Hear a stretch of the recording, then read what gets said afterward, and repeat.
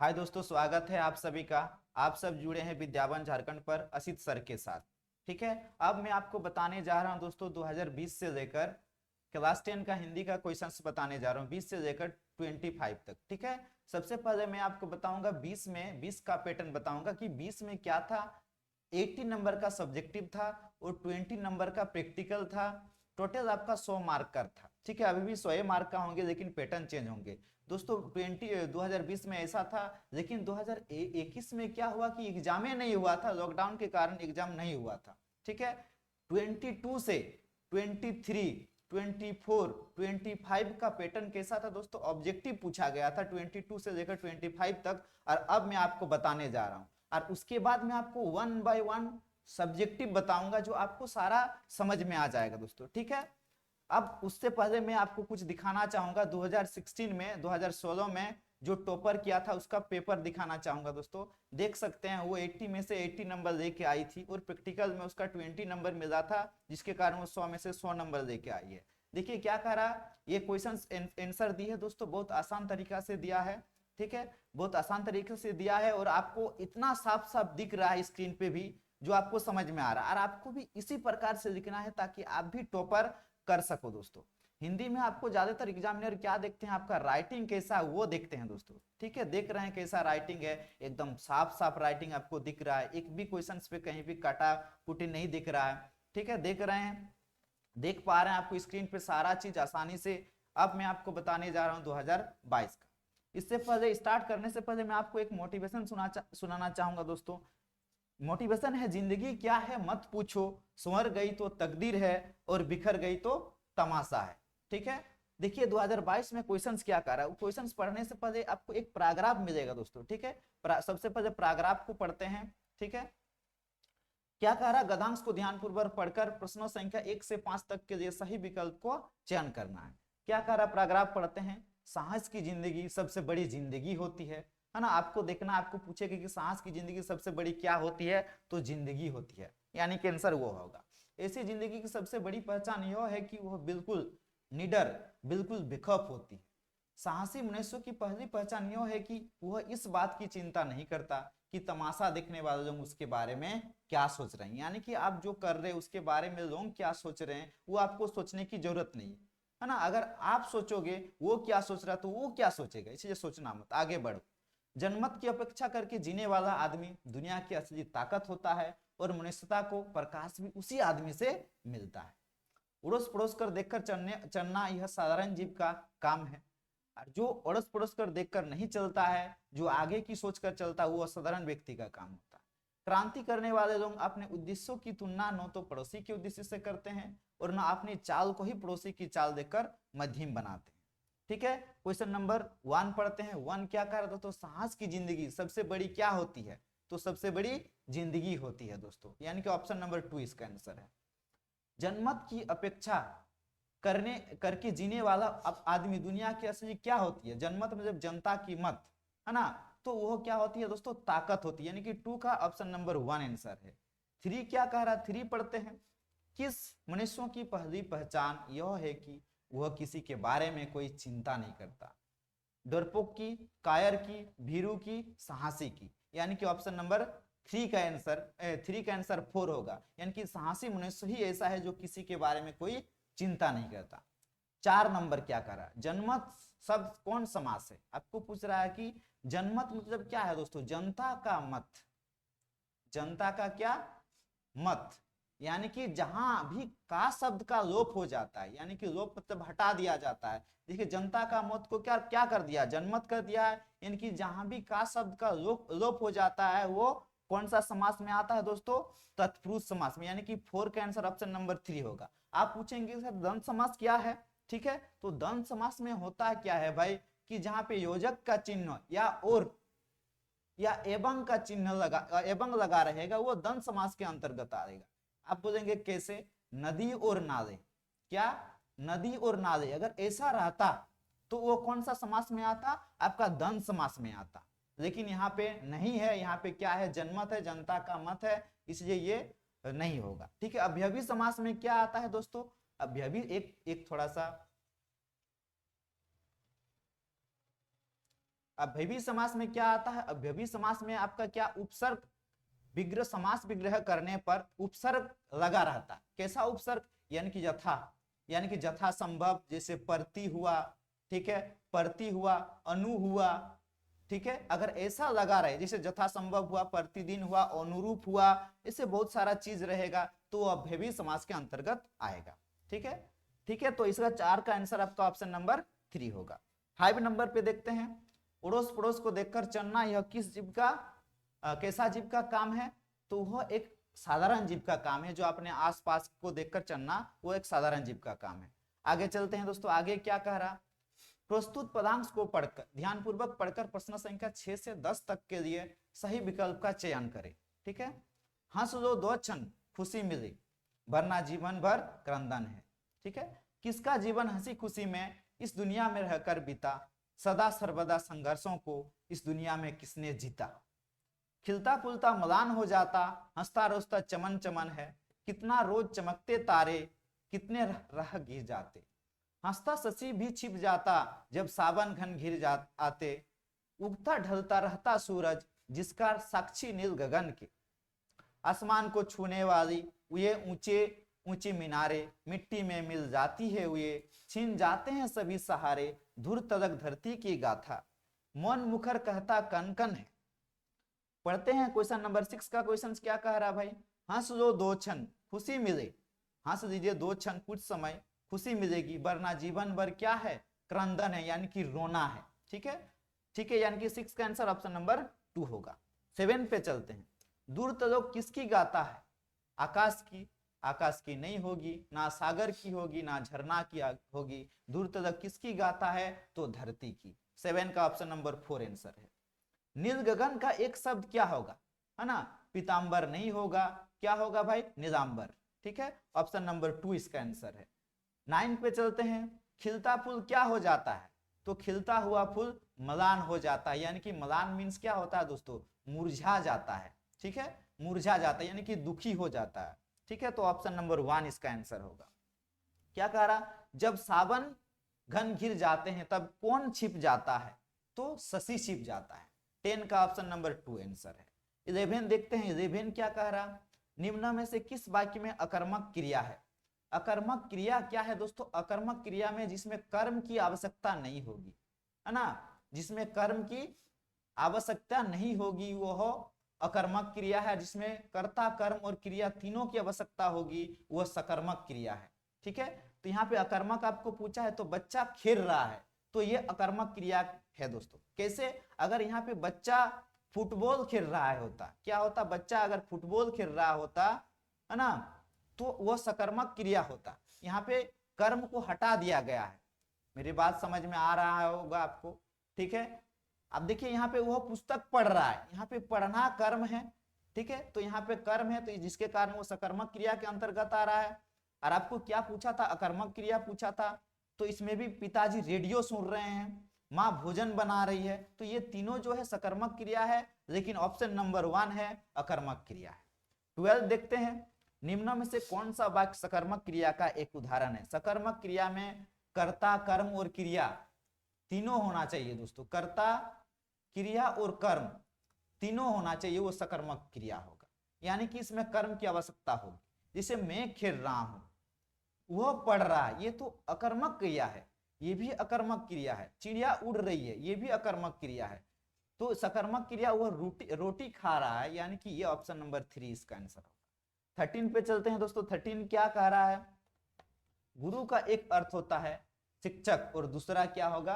अध्यापक होगा। यानी कि 13 का आंसर 1 होगा। आपका 2 भी हो सकता है दोस्तों, आचार्य भी हो सकता है। आचार्य मतलब क्या? आचरण बनाने वाला, आचरण और शिक्षा देने वाले को आचार्य कहते हैं। ठीक है, तो 13 का आंसर 1 होगा, 2 भी हो सकता है, लेकिन दोनों का ऑप्शन कहीं नहीं, इसलिए 1 को ही ठीक रहेगा। ठीक है, 14 पे चलते हैं, निम्न में से कौन सा श्वेत का अनेकार्थी शब्द नहीं है? पूछा है। श्वेत मीन सफेद होता है, उजाला भी होता है, सफेदी भी होता है। श्याम नहीं, श्याम मीन्स नाम भी है और इसका मतलब काला भी होता है दोस्तों। यानी कि आपका 14 का आंसर 1 होगा, ये तीनों नहीं होगा, ये क्योंकि आपको नहीं कहा है। ठीक है, 15 पे चलते हैं। ठीक है, 15 आपको क्या कह रहा है? आजीवन कौन समास है ना? तो आजीवन क्या समास है दोस्तों? अव्ययी समास है। क्यों है भाई अव्यय समास में? मैंने कहा था आपको कि आपका क्या रहेगा, एक तो आ रहेगा, एक तो यथा रहेगा, एक तो परती रहेगा, ये उपसर्ग लखा रखा होगा तो क्या होगा, वो अव्ययी समास के अंतर्गत आएगा, यानी कि ऑप्शन नंबर 2 इसका आंसर है। मैं और बताना चाहूंगा दोस्तों, आजीवन में जब जीवन भर, है ना, यानी कि जीवन पर्यंत। तत्पुरुष समास में तो का लोप हो जाना को तत्पुरुष समास कहेंगे। द्वंद्व समास क्या है, जिसमें और एवं रहता है तो वो द्वंद्व समास आते हैं। और बहुब्रीहि समास क्या है दोस्तों, जिसमें सारे भगवान का नाम, जैसे गजानन, दशानन, है ना, ये सब आएगा, लंबोदर, तो वो बहुब्रीहि समास के अंतर्गत आते हैं। लेकिन आजीवन कौन समास होगा? ऑप्शन नंबर 2 इसका आंसर होगा, अव्ययी समास। ठीक है, 16 देखते हैं क्या कह रहा। रचना के आधार पर वाक्य के कितने भेद होते हैं? तो रचना के आधार पर अब वाक्य के 3 भेद होते हैं। ठीक है, सरल वाक्य, मिश्र वाक्य और संयुक्त वाक्य, 3 वाक्य होते हैं। 17 देखते हैं, मेरी इच्छा है कि मैं डॉक्टर बनूंगा। यह कौन सी वाक्य है दोस्तों? तो यह एक मिश्र वाक्य है, यानी कि 17 का आंसर ऑप्शन नंबर 4। आगे चलते हैं, पिताजी के द्वारा अकबर पढ़ा गया, यह कौन वाक्य है? तो वह एक कर्म वाक्य है दोस्तों। 18 का आंसर आपका ऑप्शन नंबर 2 होगा। 19 देखते हैं, 19 क्या कह रहा भाई? ठीक है, विद्यालय घर के डैश है, यानी कि सही अव्ययी पद को चुनना है। तो विद्यालय घर के निकट है, यानी कि ऑप्शन नंबर 1 इसका आंसर है दोस्तों। ठीक है, 20 देखते हैं, 20 क्या कह रहा है? बच्चे कितना प्रकार के होते हैं? तो बच्चे 3 प्रकार के होते हैं दोस्तों। ठीक है, 21 पे चलते हैं, क्या कहता है? फसल क्या है?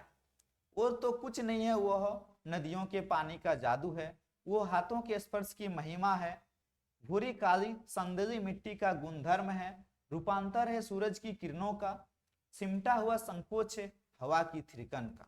ठीक है, देखते हैं 21 क्या कह रहा है क्वेश्चन। उपयुक्त पदांश के कवि कौन है? यानी कि ये जो पदांश दिया था इसका कवि कौन है? तो इसका कवि है दोस्तों नागार्जुन है। ठीक है, 22 देखते हैं, 22 में क्या कह रहा? फसल किसका जादू है?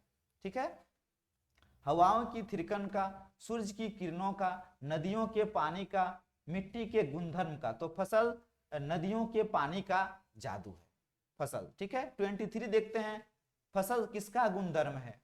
ना हवा का है, तो फसल गुणधर्म है दोस्तों मिश्रित मिट्टी का, यानी कि मिला हुआ मिट्टी का फसल गुणधर्म है। 24 पे चलते हैं, फसल किसका रूपांतर है? किसान के हाथों का, नदियों के जल का, सूरज की किरणों का।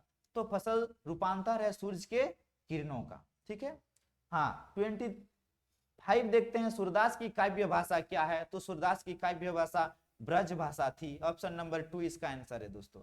26 देखते हैं, गोपियों ने किसे भगवान कहा है ना? आपको क्या कह रहा है क्वेश्चन नंबर? गोपियों ने किसे भाग्यवान कहा है? तो उद्धव को भाग्यवान कहा है। 26 का ऑप्शन नंबर 1 आंसर है। उत्साह कविता में कवि ने किसे गरजने को कह रहा है?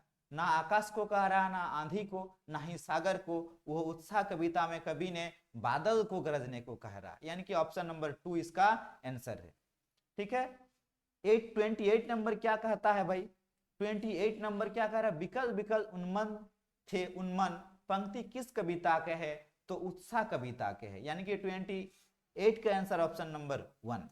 आप देखते हैं अगला, प्रस्तुत गद्यांश को ध्यानपूर्वक पढ़कर प्रश्न संख्या 29 से 32 तक के लिए सही उत्तर का चयन करें। क्या कह रहा? हलदार साहब को पान वाले द्वारा एक देशभक्त का इस तरह मजाक उड़ाया जाना अच्छा नहीं था। ठीक है, मुड़कर देखो तो अबाक रह गए। एक बेहद बूढ़ा मरियाल सा लंगड़ा आदमी, सिर पर गांधी टोपी और आंखों पर काला चश्मा लगाए, एक हाथ में एक छोटी सी संदूकची और दूसरे हाथ में एक बांस पर टंगे बहुत से चश्मे लिए अभी अभी एक गली से निकला था और अब एक बंद दुकान के सहारे अपना बांस टिका रहा था। तो इस बेचारी की दुकान भी नहीं, फेरी लगाता था।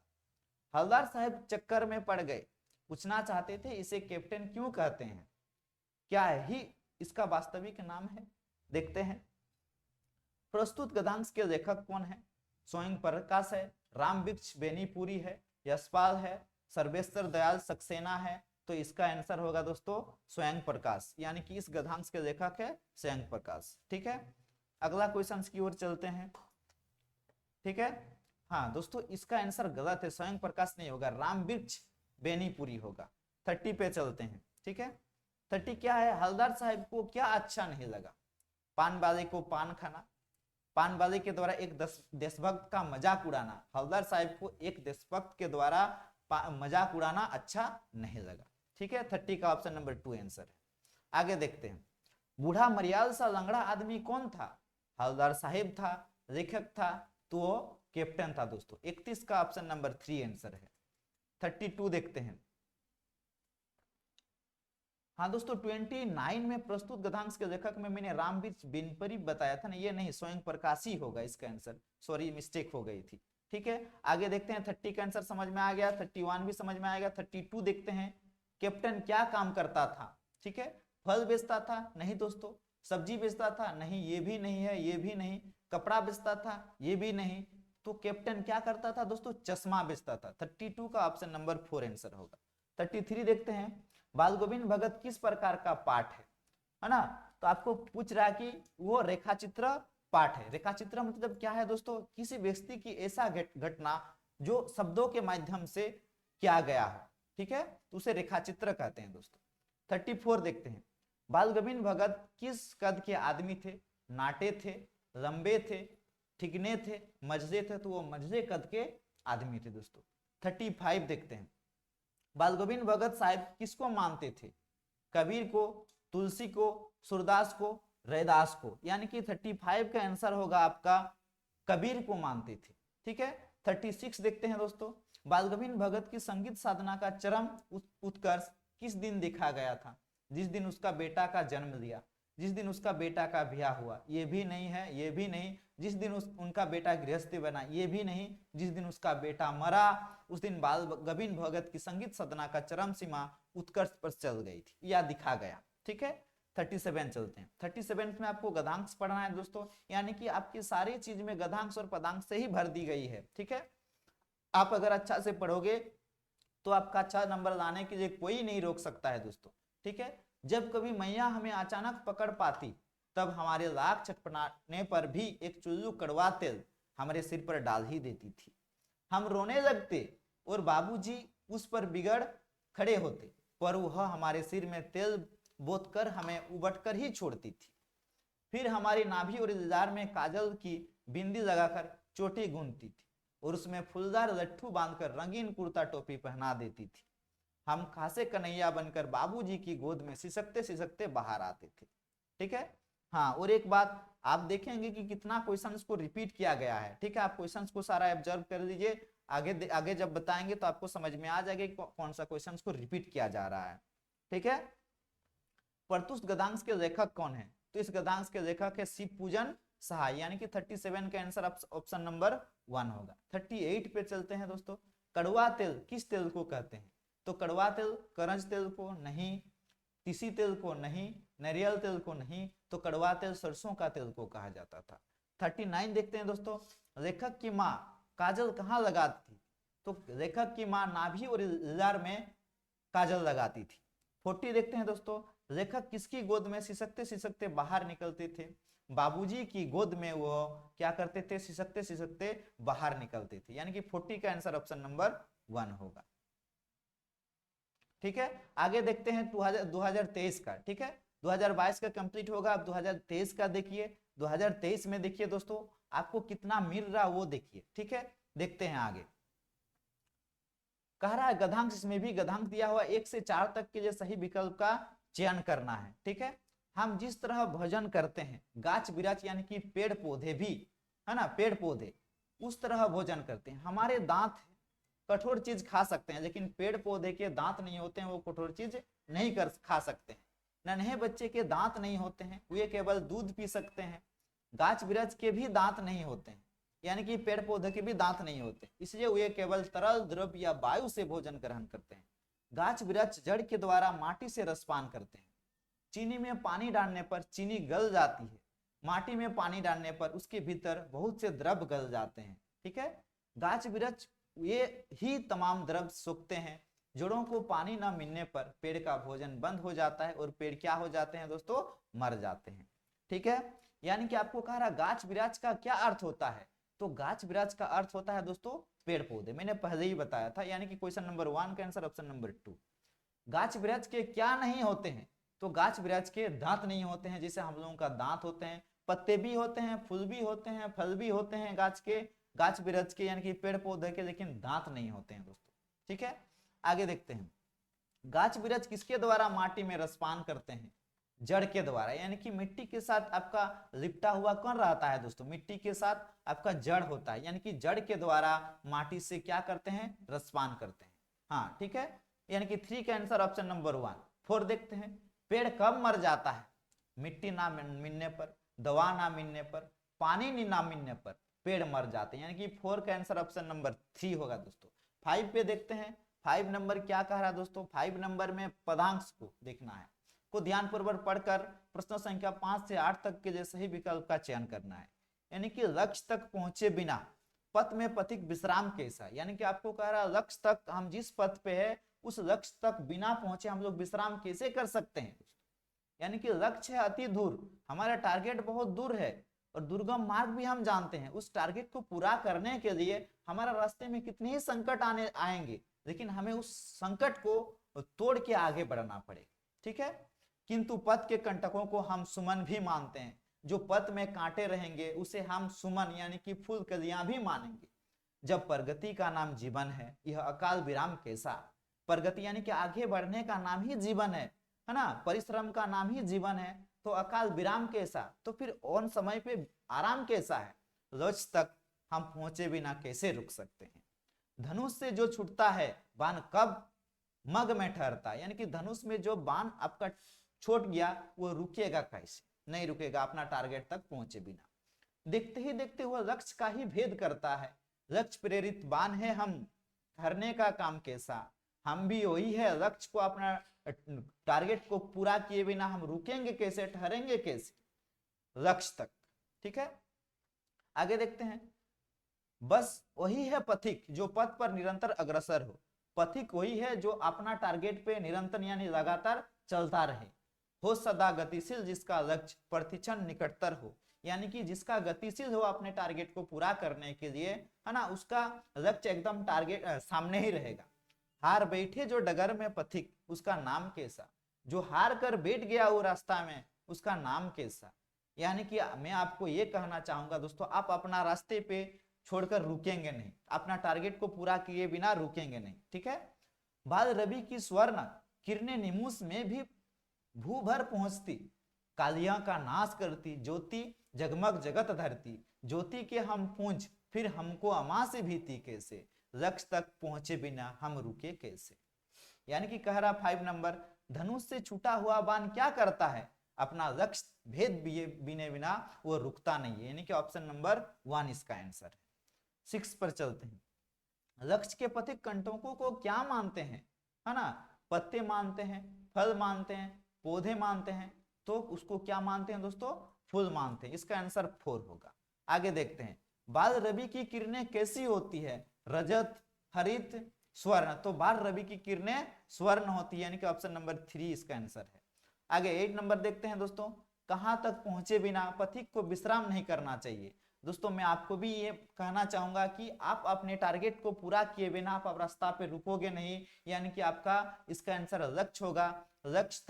लक्ष्य को पूरा किए बिना वो पथिक पर नहीं रुका था। ठीक है, आगे देखते हैं व्याकरण में क्या पूछा है दोस्तों। जिस वाक्य में कर्ता और क्रिया उपस्थित हो वो कौन सी क्रिया होती है? वो अकर्मक क्रिया होती है दोस्तों। यानी कि अकर्मक को किसकी आवश्यकता नहीं होती है दोस्तों? कर्म की आवश्यकता। कर्म की आवश्यकता क्या होती है? नहीं होती है, आवश्यकता नहीं होती है, यानी कि इसका आंसर 1 होगा। और सकर्मक में दोनों की आवश्यकता, तीनों की आवश्यकता हो, कर्ता, कर्म और क्रिया, तीनों की आवश्यकता जो होगी वो सकर्मक क्रिया होगी, है ना। 10 पे चलते हैं। बच्चा पुस्तक पढ़ रहा है ना, यह कौन क्रिया है ना? अगर बच्चा पढ़ रहा है होता तो अकर्मक क्रिया होता क्योंकि कर्म नहीं होता, लेकिन बच्चा पुस्तक पढ़ रहा है, इसमें तीनों है, कर्ता, क्रिया और कर्म तीनों है, तो इसलिए क्या होगा? सकर्मक क्रिया के अंतर्गत आएंगे। ठीक है, 11 चलते हैं। 11 में क्या कह रहा है? किसान खेत जोत रहा है, इसमें क्रियापद कौन है? इसी क्रिया पूछ रहा है ना। किसान तो क्रिया है, ये कर्म है, और जोतने सॉरी ये करता है, ये कर्म है, और ये क्रिया है। जोत रहा है, ये क्या है भाई? क्रिया है। तो यहाँ ऑप्शन नंबर 4 इसका आंसर होगा। 12 चलते हैं, 12 नंबर क्या कह रहा, कौन सा वाक्य अकर्मक क्रिया का उदाहरण है। यानी कि मैंने आपको बार बार कह रहा हूं अकर्मक क्रिया जिसमें कर्म की आवश्यकता नहीं होगी वो क्या होगी, अकर्मक क्रिया होगी। तो रमेश हंस रहा है, ठीक है, इसमें कर्म नहीं है इसलिए इसका आंसर ऑप्शन नंबर हुआ। इसमें तीनों में देखो, माँ भोजन बना रही है, भोजन क्या है, कर्म है, शरबत है ना, गीत, ये सारे कर्म है जिसके कारण से ये सकर्मक है और ये अकर्मक क्रिया का उदाहरण नहीं है। तो कौन है दोस्तों, ऑप्शन नंबर 1 है। ठीक है, 13 देखते हैं। अंबर का एक अर्थ होता है वस्त्र और दूसरा क्या होगा, दूसरा होगा दोस्तों आकाश, ऑप्शन नंबर 1 इसका आंसर है। 14 पे चलते हैं, निम्न में से कौन श्वेत का अनेकार्थी शब्द नहीं है। हाँ देखिए दोस्तों, इसको 2022 में भी पूछा था और आपको रिपीट किया कब, 2023 में। आप ये नहीं सोचेंगे, हाँ हाँ सोचने वाली बात है दोस्तों, आप ये नहीं सोचेंगे कि 2022 में जो पूछा है वो 2023 में नहीं पूछेगा, ये सोचने की भूल आप बिल्कुल ही मत कीजिए, क्योंकि आपके सामने नतीजा है, देख रहे हैं कि श्वेत का अनेकार्थी शब्द नहीं है ना, नहीं है बोला है तो सफेद है, उजाला है, सफेदी है, जो आपके क्वेश्चंस के हिसाब से ये इसका आंसर ये तीनों नहीं है ना, तो ये आंसर ऑप्शन नंबर 2 इसका आंसर होगा। यानी कि श्याम एक नाम भी है और श्याम मतलब काला भी होता है दोस्तों। हाँ आप समझ गए होंगे 2022 का क्वेश्चन 23 में भी पूछा जा रहा, हो सके 24 में भी पूछ दे, इसलिए आप सारा PYQ को देखेंगे और हम आपको ऑब्जेक्टिव और सब्जेक्टिव सभी चीजों को प्रोवाइड करेंगे। ठीक है, निम्न में से कौन सा शब्द समुच्चय बोधक अव्यय शब्द है, तो धीरे धीरे है दोस्तों, ऑप्शन नंबर 1 इसका आंसर है। हाँ 16 देखते हैं, पता नहीं वो डैश चला गया, सही अव्यय पद को चुने। देखिए आप अगर तीनों चारों अव्यय पद को एक एक करके देंगे आपको सुनने में जो अच्छा लगेगा है ना, आप अगर अव्यय नहीं पढ़े हो जो जो सुनने में अच्छा लगेगा वही आपका आंसर होगा। पता नहीं वो यहाँ चला गया, ये यहाँ ये सुनने में अच्छा नहीं लगा, वहां चला गया, वहां कहाँ भाई, कहीं कहीं तो जाएगा, वहां कहाँ, ये 2 नहीं होगा। तब चला गया ये भी नहीं होगा, यानी कि पता नहीं वो कब चला गया, इसका आंसर क्या होगा, कब चला गया, और किस ऑप्शन पे है, ऑप्शन नंबर 4 पे है। 17 देखते हैं, 17 देखते हैं, 17 क्या कह रहा है, शिक्षक चाहते हैं है ना उनके विद्यार्थी अच्छा बने, यह कौन वाक्य है। कोई शिक्षक ऐसा नहीं है जो अपने विद्यार्थी के बारे में बुरा सोचेंगे दोस्तों, और यह किसके अंतर्गत आता है, मिश्र वाक्य। 17 का आंसर ऑप्शन नंबर 2। 18 देखते हैं, 18 क्या कह रहा, प्रतिदिन कौन समास है। हाँ दोस्तों प्रतिदिन कौन सा समास है, ये अव्ययी समास है। आप पूछेंगे सर क्यों अव्ययी समास है, मैंने कहा था है ना, ऐसा समास जिसको समास विग्रह करने पर या उपसर्ग लखा, एक बात याद रखो उपसर्ग लखा रखा होगा, यानी कि उपसर्ग में क्या आता है दोस्तों, जैसे आपका प्रति लगा रहेगा, ठीक है, अनु लगा रहेगा, यथा लगा रहेगा, ये सारे अव्ययी समास के अंतर्गत आता है। यानी कि प्रतिदिन, यानी कि प्रतिदिन डेली रोज, यह अव्ययी समास के अंतर्गत आता है। ठीक है, 19 पे चलते हैं, निम्न में से बहुब्रीहि समास कौन है। बहुब्रीहि समास क्या होता है दोस्तों, जिसमें आप ये सोच लो भगवान का नाम, भगवान का नाम अगर आ जाता है वो बहुब्रीहि समास के अंतर्गत आता है। जैसे लंबादर, गजानन, ये सारे किसके अंतर्गत आएगा दोस्तों, बहुब्रीहि समास के अंतर्गत। शरणागत नहीं है, दिन रात भी नहीं है, पंचवटी भी नहीं है, तो बहुब्रीहि समास कौन आएगा, ऑप्शन नंबर 3 यानी कि लंबोदर। ठीक है, आगे देखते हैं, पक्षी आकाश में उड़ेंगे, यह कौन वाच्य है, तो ये कीर्त वाच्य है दोस्तों, है ना, ऑप्शन नंबर 1 इसका आंसर होगा। आगे खंड गौ पढ़ते हैं पाठ्य पुस्तक से। ठीक है, बाल गोविंद भगत की संगीत साधना का चरम उत्कर्ष उस दिन दिखा गया जिस दिन उनका बेटा मरा। एक लौता बेटा था, वह कुछ सुस्त और बोधा सा था, किंतु इसी कारण बाल गोविंद भगत उसे और भी मानते थे। ठीक है, देखते हैं बाल गोविंद भगत का बेटा कितना था, तो बाल गोविंद भगत का बेटा 1 था दोस्तों। आप चैप्टर को पढ़ लीजिएगा, आसानी से आपको सारा क्वेश्चंस का जवाब आपको मिल जाएंगे। तो बाल गोविंद भगत का बेटा कैसा था दोस्तों, सुस्त, दूरस्थ, तंदुरुस्त, तो सुस्त और बोधा सा था, यानी कि ऑप्शन नंबर 4 आंसर होगा। आगे देखते हैं, फादर को जहरबाद से नहीं मरना चाहिए था, जिसके रगों में दूसरों के लिए मिठास भरे अमृत के अतिरिक्त और कुछ नहीं था, उसके लिए इस जहर का विधान क्यों। यानी कि फादर बुल्के की मृत्यु किस रोग से हुई, जहरबाद से हुई दोस्तों, ऑप्शन नंबर 1 इसका आंसर है। आगे देखते हैं 24 क्या कह रहा है, विधान का क्या अर्थ होता है। विधान का अर्थ विद्या भी नहीं होता है, ये विद्या भी नहीं होगा, विघ्न भी नहीं होगा, तो विधान का अर्थ विधि, विधि का नियम, नियम होता है दोस्तों। यानी कि 24 का आंसर ऑप्शन नंबर 4 होगा। ठीक है, आगे देखते हैं निर्देश।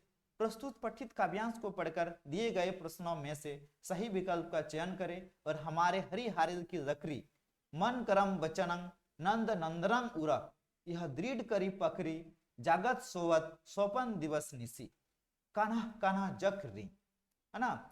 देखिए क्या कह रहा, गोपियों की दशा किस पक्षी की तरह हो गई, है ना। तो गोपियों की दशा हारिल पक्षी की तरह हो गई थी, इसका ऑप्शन नंबर 1 होगा। आप पूछना चाहेंगे सर हारिल क्या है, तो एक प्रकार का पक्षी है दोस्तों जो हरे रंग का होता है ना। और वो क्या होता है, अपने पंजों पर हमेशा एक छोटी सी लड़की या तिनका दबाए रखता है ना, जिसे छोड़ता कभी नहीं है। इसी कारण से सूरदास ने इसे हारिल दे दिया था। इसी प्रकार से, है ना, इसी प्रकार से गोपी और कृष्ण का जो प्रेम था वो इन हारिल पक्षी से व्यक्त किया गया है, यानी कि 25 का आंसर ऑप्शन नंबर 1 होगा दोस्तों। ठीक है, 26 पे चलते हैं। यहाँ नंद नंदन किसे कहा गया, तो यहाँ नंद नंदन कृष्णों को कहा गया था दोस्तों। ऑप्शन नंबर 4 इसका आंसर है। आगे देखते हैं क्या कह रहा, घेर घेर घोर गगन धराधर ओह ललित ललित काले धुंध राले बाल कल्पना के से पाले। 27 का आंसर क्या कहते हैं, देखते हैं।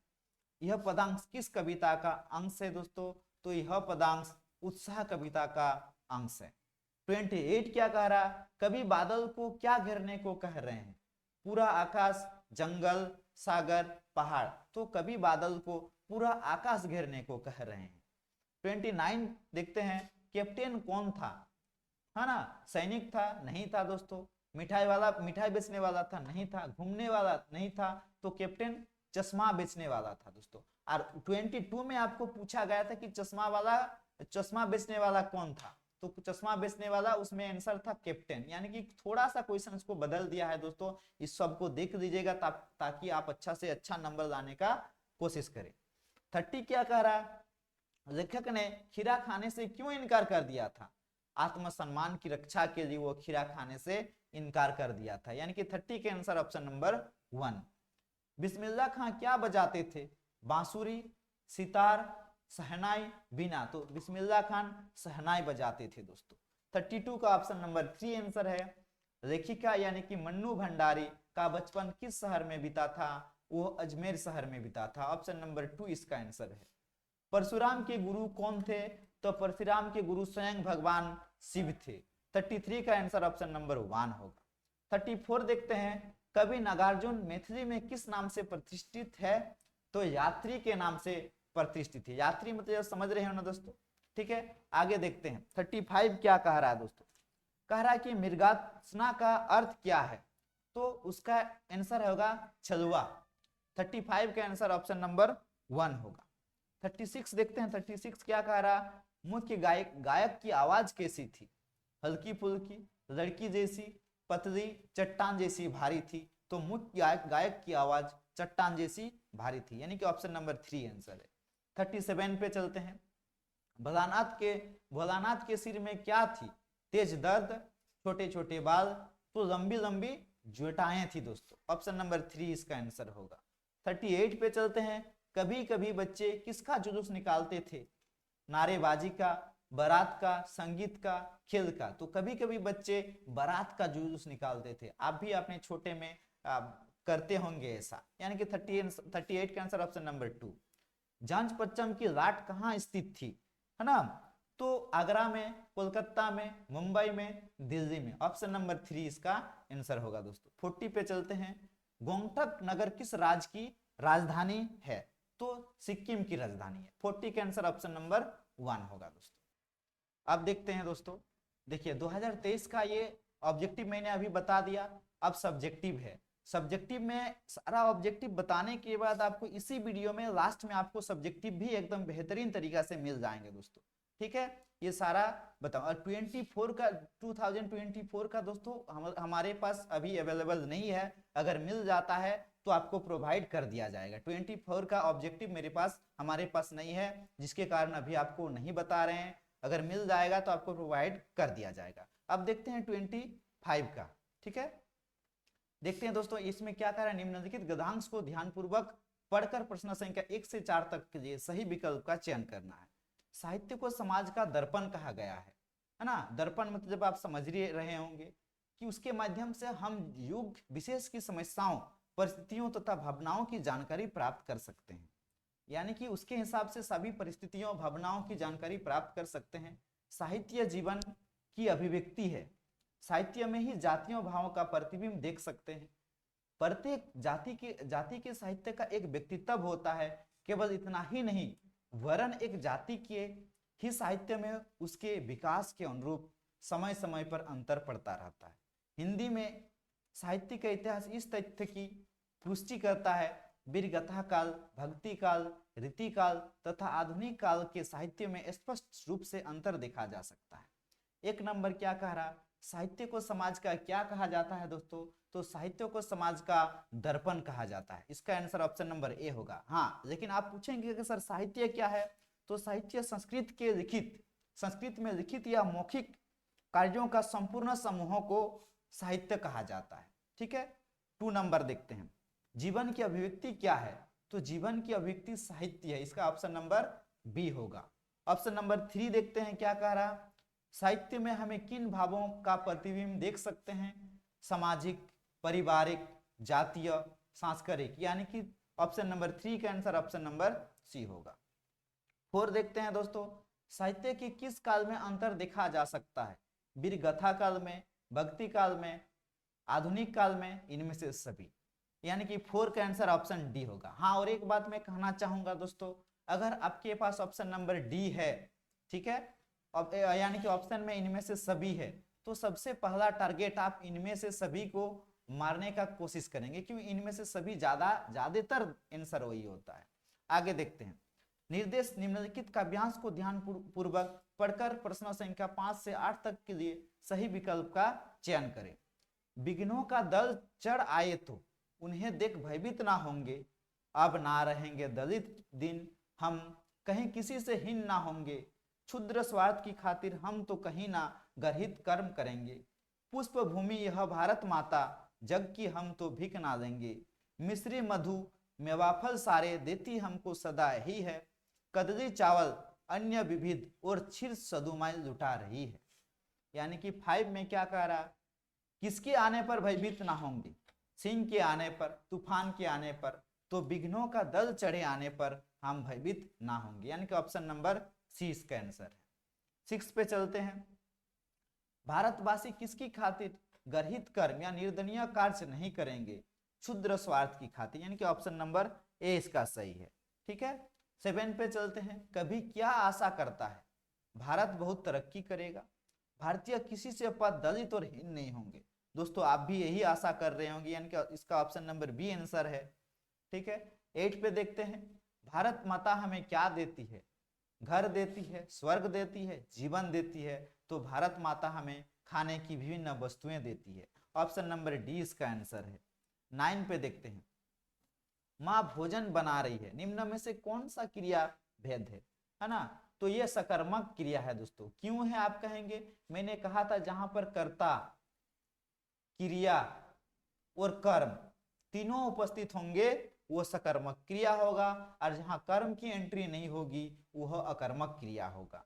ठीक है, तो माँ भोजन बना रही है, ये सकर्मक क्रिया के अंतर्गत होगा, क्योंकि ये तीनों मौजूद है। ठीक है, ऑप्शन नंबर ए आंसर है। 10 पे चलते हैं, कौन सा वाक्य अकर्मक क्रिया का उदाहरण है और अकर्मक में कर्म की आवश्यकता नहीं होती है? यहाँ पे देखिए, बच्चा सो रहा है, यहाँ कर्म नहीं है। अगर बच्चा खटिया पे या पलंग पे सो रहा होता तो सकर्मक में आ जाता, है ना, लेकिन यहाँ बच्चा सो रहा है, यहाँ कर्म की उपस्थिति नहीं है, जिसके कारण ऑप्शन नंबर ए सही है। ठीक है, अब देखिए, मिश्र वाक्य में एक प्रधान उपवाक्य और शेष कौन सी उपवाक्य होता है? तो होता है दोस्तों आश्रित उपवाक्य होता है। ऑप्शन नंबर ए इसका आंसर है। ठीक है, यदि परिश्रम करोगे तो अवश्य फल पाओगे, यह कौन सा उपवाक्य है? तो ये उपवाक्य ही है। हाँ, और इसका आंसर आप यहाँ जो गैप दिख रहा है ना, यहाँ दोगे, आप इस प्रकार से टिक नहीं करोगे। ठीक है, डी नंबर देके आप क्या लिख दोगे? उपवाक्य लिख दोगे। आपका आंसर के लिए जगह दिया हुआ है और उस जगह का इस्तेमाल आप जरूर करोगे दोस्तों। ठीक है, नहीं तो आप यहाँ भी आंसर नहीं दे सकते, देना है तो आपको उत्तर कहा है ना कि यही देना है। हमें अपनी सभ्यता, देश, संस्कृति पर गर्व है, सही अव्यक्त पद को चुने। मैंने कहा अगर अव्यय पद, आपको अव्यय के बारे में कुछ नहीं मालूम है तो आप इस वर्ड को, इस वाक्य को सही से देखेंगे, सही सुनने में लगे। हमें अपनी सभ्यता और किसकी रक्षा करनी चाहिए? संस्कृति पर गर्व है। ठीक है, ऑप्शन नंबर 20 का आंसर है दोस्तों। ठीक है, 14 देखते हैं। आम का एक अर्थ होता है एक फल और दूसरा आम आदमी, जिसको कहते हैं सामान्य आदमी, यानी कि ऑप्शन नंबर 20 का आंसर होगा। 15 देखते हैं। निम्न में से भाववाच्य का उदाहरण है। घोड़ा दौड़ता है, किसान हल चलाता है, मां से चला नहीं जाता। तो इसका आंसर होगा दोस्तों ऑप्शन नंबर सी। 15 का आंसर सी होगा। ठीक है, 16 चलते हैं। माता पिता कौन सा समास है? मैंने कहा था या जहां पे योजक का चिन्ह और एवं जहां रहेगा वो द्वंद्व समास के अंतर्गत आएंगे।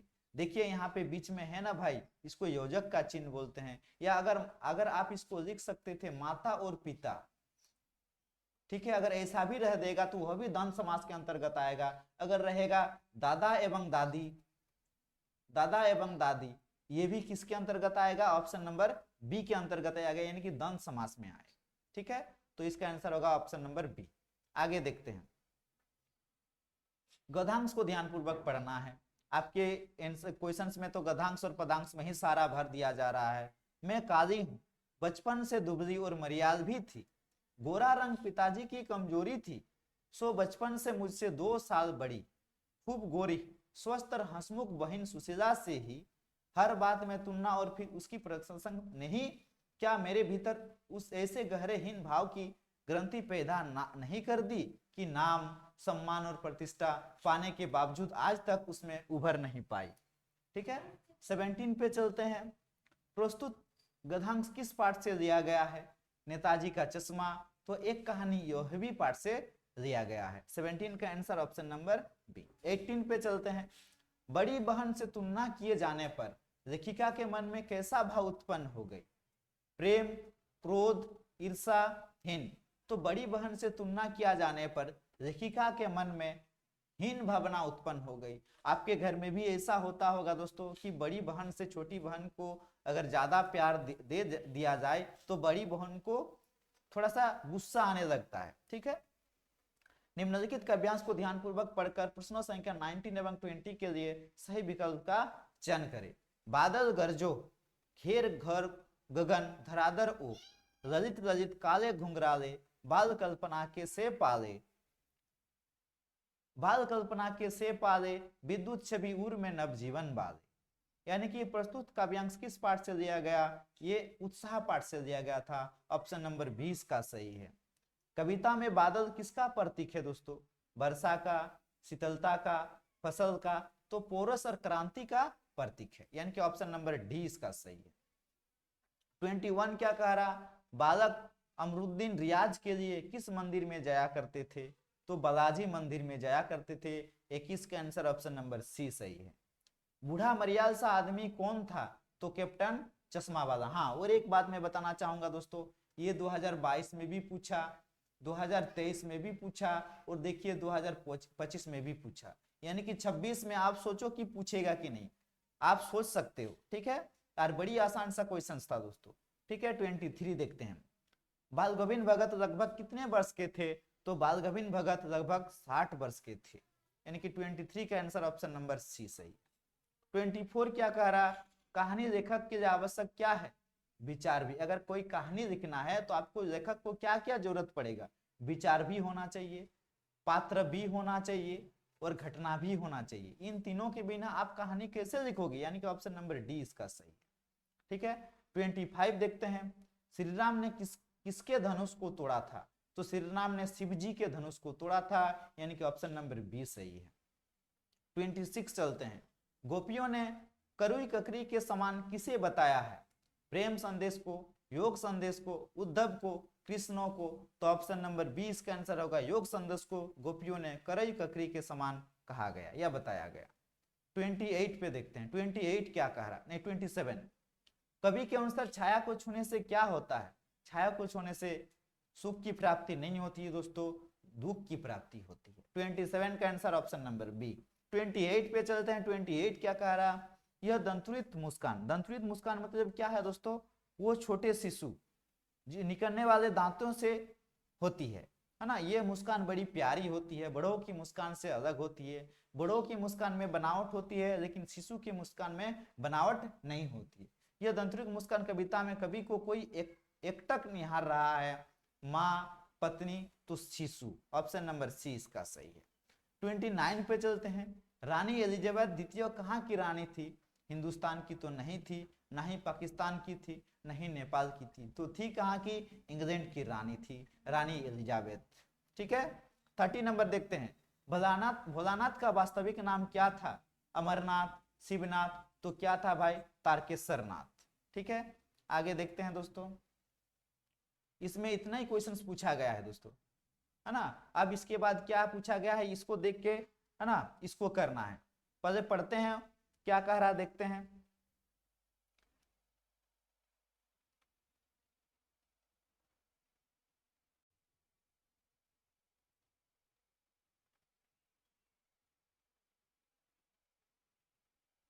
अब चलते हैं। ऑब्जेक्टिव को तो मैंने सारा बता दिया, ऑब्जेक्टिव बताया मैंने 2020 से लेकर 2025 तक का ऑब्जेक्टिव सारा बता दिया। अब बारी है सब्जेक्टिव बताने की।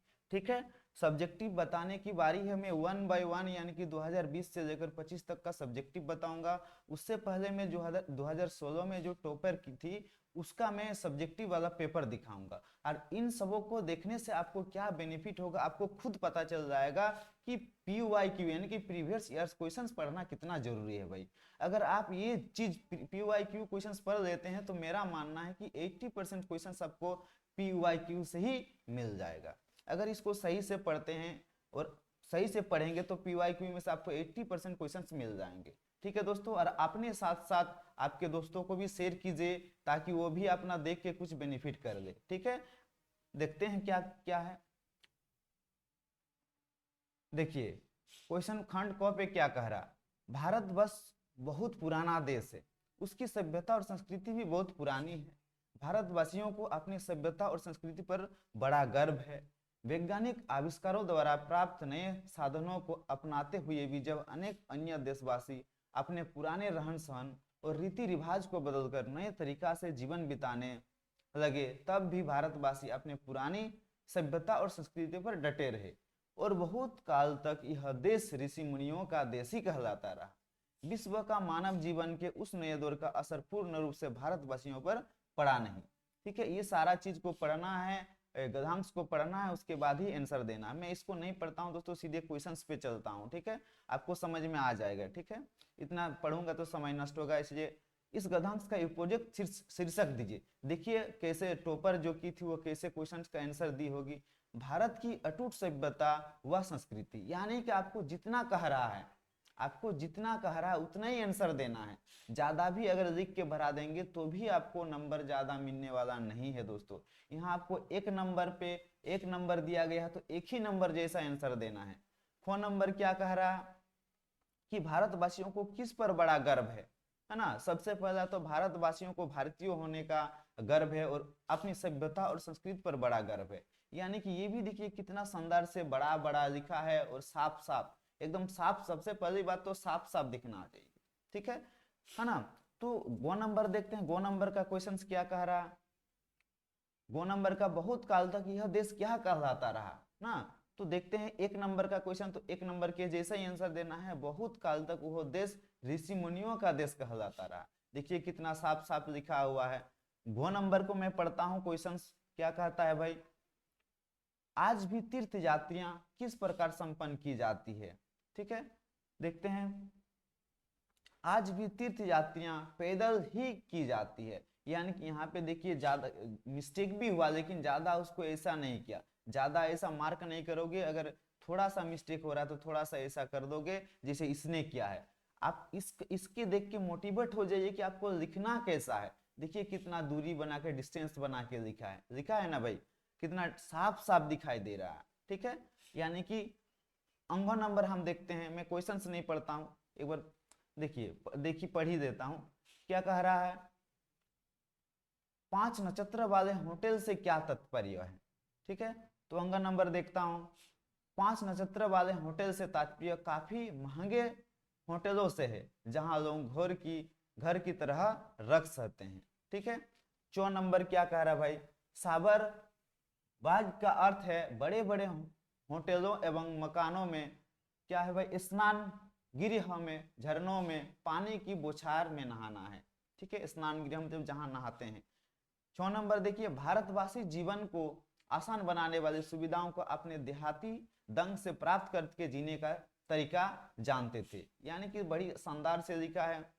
देखिए यहाँ पे कोई पेज भी नहीं बचा और क्वेश्चन भी पूरा हो गया। ठीक है, ट्रैक्टर के आविष्कार के प्रेरक जंगली सुअर है। ठीक है, आगे देखते हैं आगे क्या कहता है। क्या कहता है, ट्रैक्टर को आने से पूर्व भारतवासी अपनी विशाल धरती को जंगली सुअरों की सहायता से जोतते थे। ठीक है, अब देखिए 2 नंबर को गद्यांश को पढ़ना है, ये सारे को पढ़ के उस क्वेश्चन का आंसर देना। मैं पढ़ता नहीं हूं, आप पढ़ लीजिएगा। ठीक है, देखते हैं क्वेश्चन पे क्या कहता है भाई। हाँ, इस गद्यांश का एक उपयोजक शीर्षक देना है। ठीक है, तो यहाँ पे कौन नंबर में पढ़ देता हूँ। क्या कहता है, दीनबंधु का क्या अर्थ है। तो देखते हैं कैसे लिखा है। आप देखिए इससे मोटिवेट होइए कि किस प्रकार से लिख रहा है। ठीक है, शीर्षक मतलब ईश्वर के भक्त कौन है, वहां पे उस कहानी उस गद्यांश में पढ़ना है तो शीर्षक आपको पता चल जाएगा। और उसने शीर्षक के बारे में क्या लिखा, ईश्वर के भक्त कौन है। ठीक है, दीनबंधु का क्या अर्थ है, यानी कि दीनबंधु का अर्थ है गरीबों का भाई या उनसे आत्महिता का भाव रखने वाला।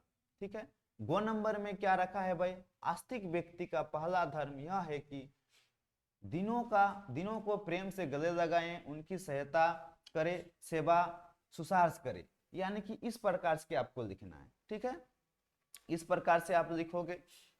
देखिए इसमें से आपको क्या करना, दिए गए संकेत बिंदुओं के आधार पर निम्नलिखित में से किसी एक को चुनना है, एक विषय को चुनना है। और कितने शब्दों में लिखना है, 200 शब्दों में निबंध लिखना है। ठीक है, हो सके आप बिरसा मुंडा के बारे में जानते हैं तो बिरसा मुंडा के बारे में लिखिए। अगर राष्ट्रीय एकता के बारे में जानते हैं, राष्ट्रीय एकता के बारे में, यानी कि वन संरक्षण के बारे में, तो वन आपको तीनों में से किसी एक के बारे में लिखना है। तो इसने किसके बारे में लिखिए, बिरसा मुंडा के बारे में लिखिए।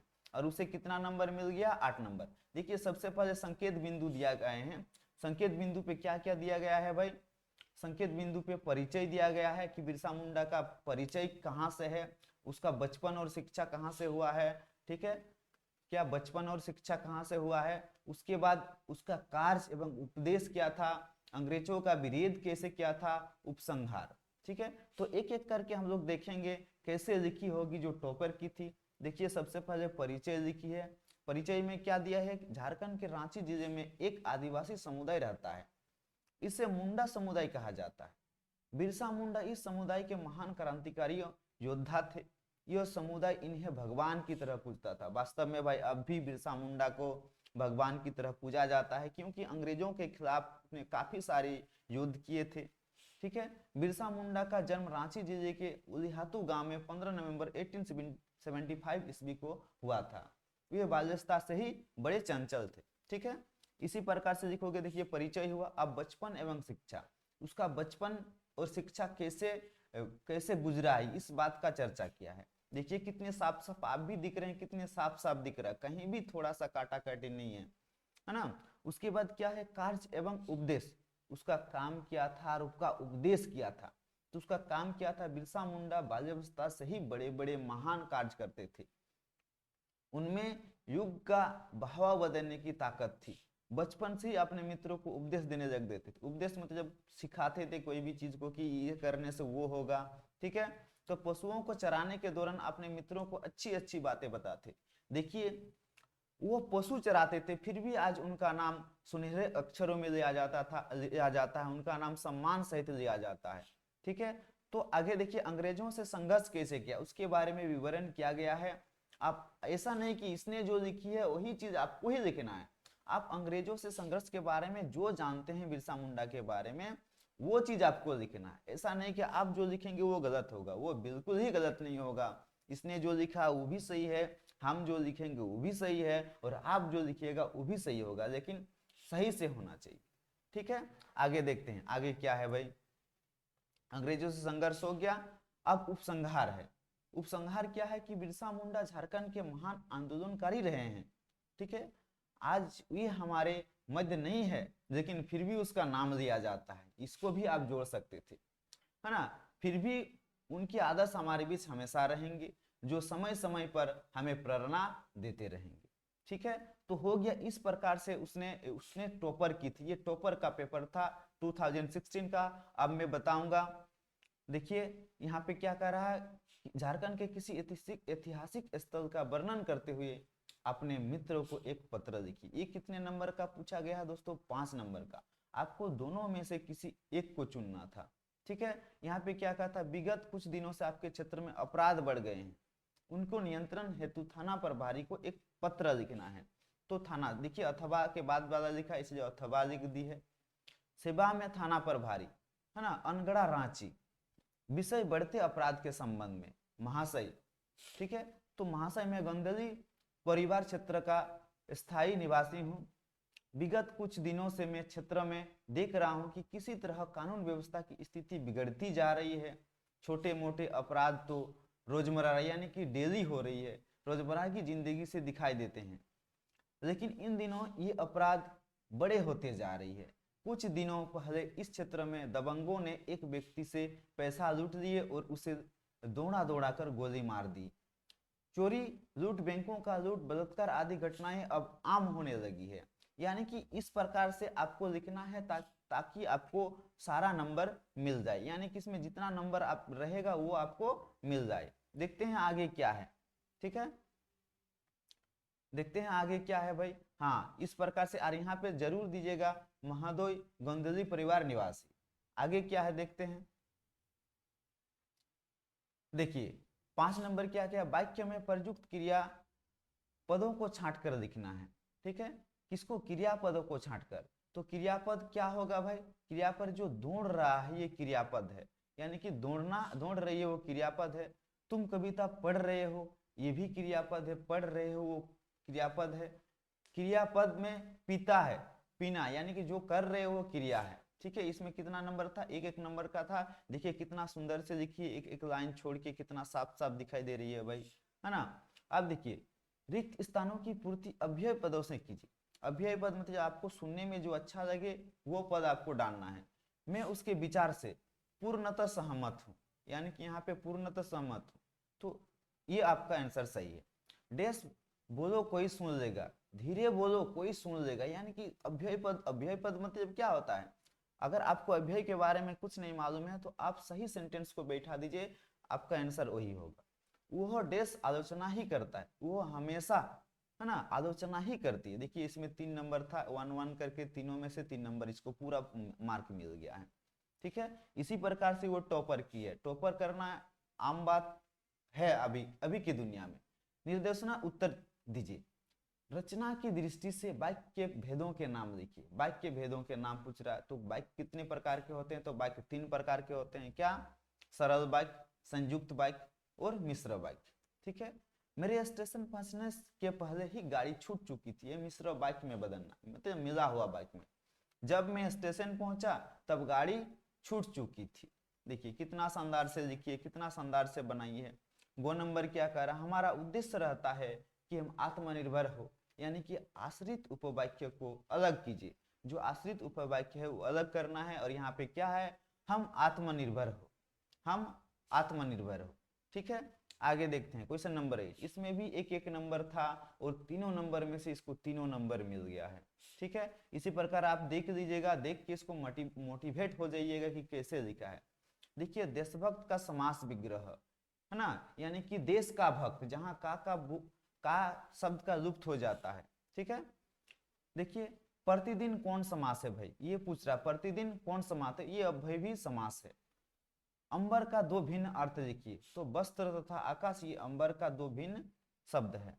आगे देखते हैं, इसका व्यांश को पढ़ना है, इसको पढ़ने के बाद इसका आंसर देना है। ठीक है, ये इसने क्या किया, अथवा के बाद में जो था उसको लिखा है। ये कवि का नाम ऋतुराज था। इसको देखिए कितना साफ साफ लिखा हुआ है, सुनहरे अक्षरों में आपको दिख रहा होगा। आप भी इसी प्रकार से लिखिएगा। ठीक है, यहाँ पे क्या कह रहा है, तीन प्रश्नों का उत्तर देना है। या तीनों प्रश्न कितने नंबर के हैं? 3 नंबर के। ठीक है, देखिए क्या कह रहा है पहला प्रश्न, पठित पदों के आधार पर गप्यों का योग साधना के प्रति दृष्टिकोण स्पष्ट कीजिए। तो देखिए कितने लाइन, कितने वाक्यों में लिखना पड़ा था वो भी मैं दिखा देता हूं भाई, वो दिया हुआ नहीं है। यानी कि 3 नंबर यानी कि 3 पॉइंट भी आप लिख सकते, 1 2 3 3 पॉइंट भी आप लिख सकते थे। लेकिन यहाँ पे क्या क्या एक साथ लिखा हुआ, क्या लिखा हुआ, गोपियां योग साधना को निरर्थक मानती है, उनके अनुसार जो व्यक्ति होगा। आप इस चीज को पढ़ लीजिएगा ताकि आपको आसानी से समझ में आ जाए। ठीक है, नहीं समझ में आएगा तो मैं अपने तरीके से समझाने का प्रयास करूंगा, आपको बहुत सारा वीडियो प्रोवाइड करूंगा। ठीक है, देखिए 12 नंबर में क्या कहा था, निम्नलिखित प्रश्नों के उत्तर दीजिए हैं। इसमें से क्या सारा प्रश्नों का उत्तर देना है, नहीं सारा नहीं, दो अथवा करके, यानी कि 2 प्रश्नों का उत्तर देना है। इसने अथवा के बाद का दिया है, जब भी आप अथवा के बाद का दोगे तो यहाँ पे अथवा मेंशन जरूर करोगे। ठीक है, उसके बाद ही आंसर करोगे। देखिए कितना शानदार आपको दिख रहा है, कितना शानदार लिखा हुआ। आप अपना कॉपी पे लिख के ट्राई कीजिएगा घर में, ताकि आप उतना शानदार लिख पा रहे हो कि नहीं। ठीक है, देखिए कितना शानदार से लिखिए, देखिए है ना खाली स्थान दिख रहा है ना कुछ। इसमें क्या कह रहा है, निम्न में से किन्हीं 3 प्रश्नों का उत्तर देना है, और तीनों प्रश्नों कितने कितने नंबर के हैं, 3-3 नंबर के हैं। देखिए सेनानी ना होते हुए भी चश्मे वाले को लोग कैप्टन क्यों कहते थे। हाँ, और एक बात, ये क्वेश्चंस को बार बार रिपीट किया गया भाई, मैं देखा हूँ 2016 में क्या है, अभी आपको आगे दिखाऊंगा मैं, कब कब मिलेगा आपको सारा दिखाऊंगा। ये क्वेश्चंस को भी रिपीट किया गया है। ठीक है, तो इन क्वेश्चंस को भी, अच्छा एक बात मैं बता रहा हूँ, वो 10 क्लास का हिंदी में कितने क्वेश्चन है, आप जितने क्वेश्चन से सारा को अच्छा से तैयारी कर लीजिए, आपको वही चीज में से आएगा, आपको एक्स्ट्रा बाहर से देगा तो नहीं। ठीक है, इस क्वेश्चन का आंसर देखते हैं। देखिए चश्मे वाले को अंदर देशभक्ति की भावना कूट कूट कर भरी हुई थी। वो स्वतंत्रता आंदोलन में भाग लेने वाले सेनानियों का भरपूर सम्मान करता था। नेताजी की मूर्ति को बार बार चश्मा पहनाकर देश के प्रति अपनी श्रद्धा प्रकट करता था। वह शारीरिक रूप से अपंग था, इस कारण वह फौज में नहीं जा सकता था, परंतु उसके अंदर देशभक्ति की भावना किसी भी सेनानी या फौजी से कम ही नहीं थी। वह देश के प्रति त्याग और समर्पण की भावना रखने वाला देशभक्त था। इसी कारण सेनानी ना होते हुए भी चश्मे वाले को लोग कैप्टन के नाम से जानते थे। ठीक है, फोन नंबर भी आप पढ़ लीजिएगा। देखिए सबसे पहली बात तो कितनी शानदार से लिखा हुआ है ना। आप ऐसा नहीं कि आप नहीं कर पाओगे, आप भी कर पाओगे, आपको मोटिवेट होना होगा दूसरों से, है ना, और इस प्रकार से करना पड़ेगा। ठीक है, देखते हैं इसमें से क्या कहा, अथवा के बाद, इसने सारे अथवा के बाद लिखा है। ठीक है, क्या कह रहा, खेती बाड़ी से गृहस्थ बाल गोविंद भगत अपने किन चरित्रीय विशेषताओं के कारण साधु कहलाते थे। बाल गोविंद भगत खेती बाड़ी से जुड़े हुए एक गृहस्थ थे, परंतु उनमें कुछ ऐसी चारित्रिक विशेषताएं थी जिनके कारण ये साधु कहलाते थे। ठीक है, क्या भगत कबीर को अपना साहेब मानते थे और उन्हीं के आदर्श और सिद्धांतों पर चलते थे। कबीर के गीतों को गाते थे, किसी को चीजों को नहीं छूते थे, बिना बोले वो किसी की चीजों को नहीं छूते थे। ऐसा भी बना के आप लिख सकते हो। तो मेरे कहने का तात्पर्य है कि इसी प्रकार से आप लिखोगे ताकि आपको भी उतने ही नंबर मिले जैसे इसको मिला है। यहाँ पे क्या कहा, इसमें 4 नंबर पूछा गया है। ठीक है, क्वेश्चंस को पढ़ के इसको आंसर दीजिएगा। ठीक है, आगे देखते हैं अगला क्वेश्चन क्या है। हाँ, लेकिन अभी सिलेबस चेंज किया गया है, मैं बताऊंगा कब सिलेबस चेंज हुआ है। में से किन्हीं 3 प्रश्नों का उत्तर देना है। ये यहाँ पे 4-5 क्वेश्चन दिया हुआ है, आपको इनमें से 3 प्रश्नों का उत्तर देना है। ठीक है, आगे देखते हैं। देखिए कितना शानदार से लिखा हुआ है भाई। ठीक है, अब देखते हैं अगला। हाँ, आप बता बोलेंगे कि सर अब तो 16 का बताए, मैंने 16 इसीलिए बताया, 2016 इसलिए बताए क्योंकि वह टॉपर का था। ठीक है, और 17, 18, 19, 20 ये हमारे पास नहीं है। अगर हो जाएगा तो हम आपको प्रोवाइड कर देंगे। हमारे साथ जुड़े रहिएगा, लाइक कमेंट सब्सक्राइब शेयर कर दीजिएगा, ताकि जब भी हम लोग वीडियो अपलोड करें तो आपके पास मिल जाए। ठीक है, हाँ, और दूसरी बात है कि 2021 में एग्जाम ही नहीं हुआ था, जिसके कारण तो उसका क्वेश्चन आंसर आपको नहीं मिलेंगे। देखिए 2023 में क्या कहा, सब्जेक्टिव देखते हैं भाई। प्रश्न पुस्तिका बी के प्रश्न विषय अनुसार है, यह प्रश्न उत्तर पुस्तिका है। प्रश्न पुस्तिका बहुविकल्प का उत्तर देने के बाद ही परीक्षार्थी प्रदत्त स्थान पर प्रश्न सही उत्तर, है ना, ये पढ़ लेंगे। परीक्षार्थी यथासंभव अपनी ही भाषा में उत्तर दें, यानी कि आपको कह रहा है कि बना बना के ही अपने ही शब्दों में उत्तर देना है। ठीक है, निम्नांक गधांश को पढ़ना है और इनका उत्तर देना। इस गधांश को पढ़ लोगे, मैं नहीं पढ़ रहा हूं, आपका समय बच जाएगा। आप पढ़ लोगे ध्यान से, एक बार पढ़ने के बाद ही आप इसका आंसर दे पाओगे। क्या कह रहा, हंसी भीतरी आनंद कैसे प्रकट करती है? तो इसका आंसर मैं करके रखा हूं, मैं दिखाता हूं भाई, है ना। हाँ देखिए, हंसी भीतरी आनंद कैसे प्रकट की, मैं वहां बार बार जाऊंगा फिर आऊंगा, इसी कारण से मैं यहाँ लिख दिया हूँ और इसका आंसर कर दिया हूँ। एक एक को मैं पढ़ के बारी बारी से पढ़ के सुनाता हूँ, ठीक है। आप ध्यान से सुनिए और नोट डाउन कर लीजिए। और प्रीवियस ईयर्स, एक बात तो ठान लीजिए कि PYQ पढ़ना बहुत ही इंपॉर्टेंट है। आप देख ही रहे हो, आप यहाँ पे 2016 में 2016 में जो क्वेश्चंस था, अब 2023 में कितने क्वेश्चंस मैच करेगा, आप नोट डाउन कर लीजिए। अब मैं अभी आपको बताता हूँ। देखिए क्या कह रहा, हंसी भीतरी आनंद कैसे प्रकट करती है? तो हंसी भीतरी आनंद बाहरी चिन्हों को प्रकट करती है, ठीक है। 2 नंबर क्या कह रहा, पुराने समय में लोगों ने हंसी को महत्व क्यों दिया गया? पुराने समय की बात कहा, उनका मानना था, उनका मतलब किसका, पुराने समय के जो लोगों था उनका मानना था कि संबंधों को मजबूत करती है और शारीरिक स्वास्थ्य को के लिए फायदेमंद है, ठीक है। ऐसा नहीं कि मैं जो लिखा हूं यही चीज लिखना, आप बना के आपने, आपको मैं दिखाया कि परीक्षार्थी यथासंभव अपने ही शब्दों में उत्तर दे, आप भी अपने ही शब्दों में उत्तर देने का प्रयास कीजिएगा। देखिए डॉक्टर हर्षफील्ड है, एक पुस्तक में हंसी के बारे में क्या लिखा था, है ना। तो वह लिखता है कि हंसी बहुत उत्तम चीज है, मतलब अच्छा चीज है, यह पाचन के लिए इससे अच्छा औषधि और कोई है ही नहीं, पाचन के लिए। क्वेश्चन नंबर 4 देखते हैं क्या कह रहा, एक अंग्रेज डॉक्टर ने क्या कहा? तो एक अंग्रेज डॉक्टर कहता है कि किसी नगर में दवाई लदे हुए 20 गधे ले जाने से एक हंसोड़ आदमी को ले जाना अधिक लाभकारी है। यानी कि हंसोड़ आदमी मतलब जो हंसने वाला, ठीक है। यहाँ अथवा देखे भी था, जो अथवा देखे था उसको भी मैंने उसका भी आंसर कर दिया है, ठीक है। आपको किसी अथवा से पहले का आंसर देना है या अथवा के बाद का, आपको चुनना है कि आपको जो इजी लगे उसको करना है। देखिए क्या कह रहा है, देखिए मैं एक बार दिखा देता हूं। हाँ हाँ, अब देखिए उस सब अथवा के बाद आप देख लीजिएगा, है ना, मैं दिखा दूंगा आपको। 6 नंबर क्या कहा था, सेनानी ना होते हुए भी लोग चश्मे वाले को कैप्टन क्यों कहते थे? देखिए 2016 में आया था, अब 2023 में भी आया, हो सके उसको 18 में पूछा था, 20 में पूछा था, इसी प्रकार से वो रिपीट होते गया, क्योंकि मेरे पास 18, 19, 20 का नहीं है, 22 का नहीं है सब्जेक्टिव क्वेश्चन, जिसके कारण से मैं आपको बता नहीं पा रहा, ठीक है। तो 6 नंबर का आंसर देखते हैं। उससे पहले मैं अथवा के बाद जो प्रश्नों है वो मैं दिखा देता हूं, आप अपने स्क्रीन पे स्क्रीनशॉट कर दीजिए। ये 5 का है, अथवा के बाद में जो, अच्छा ठीक है। अब 6 का भी आंसर देख लीजिए, है ना। 6 का क्या कहा था, सेनानी ना होते हुए भी लोग चश्मे वाले को कैप्टन क्यों कहते थे? मैंने वहां पे जो उस टॉपर ने की थी उसका आंसर भी मैंने आपको दिखाया था, और मैंने जो आंसर किया है भी मैं दिखाता हूँ। सेनानी ना होते हुए भी चश्मे वाले को लोग कैप्टन इसलिए कहते थे क्योंकि वह एक देशभक्त था और हमारे स्वतंत्रता सेनानियों का बहुत सम्मान करता था। वह शरीर से काफी बूढ़ा हो चुका था, यानी कि अपंग भी था, लेकिन फिर भी उसके मन में देशभक्ति की भावना अत्यंत प्रबल थी। वह नेताजी की बिना चश्मे वाली मूर्ति को देखकर काफी दुखी था, ठीक है। वह नेताजी के जो मूर्ति थी वहां अगर चश्मा लगा हुआ नहीं रहता था तो वह काफी दुखी हो जाता था, इसलिए वह अपनी ओर से नेताजी की मूर्ति पर एक चश्मा लगा देता था। उसकी इसी भावना को देखकर लोग उसे कैप्टन कहकर बुलाते थे।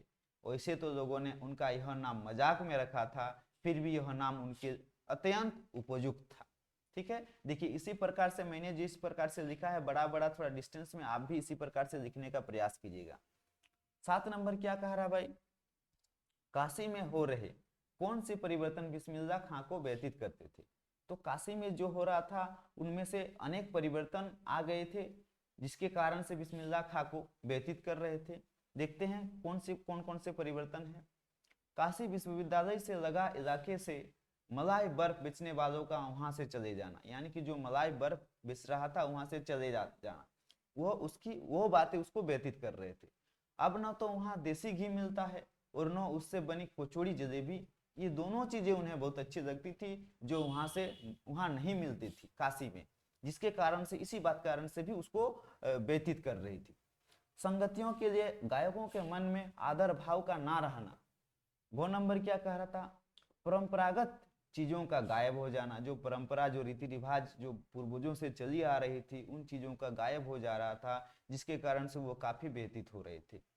देखिए अंग नंबर क्या कह रहा, काफी अधिक आधुनिक हो रहा था, जिसके कारण उसकी पुरानी संस्कृति और परंपरा खत्म हो जा रही थी, इसी कारण से भी उसको व्यतीत हो जाता था।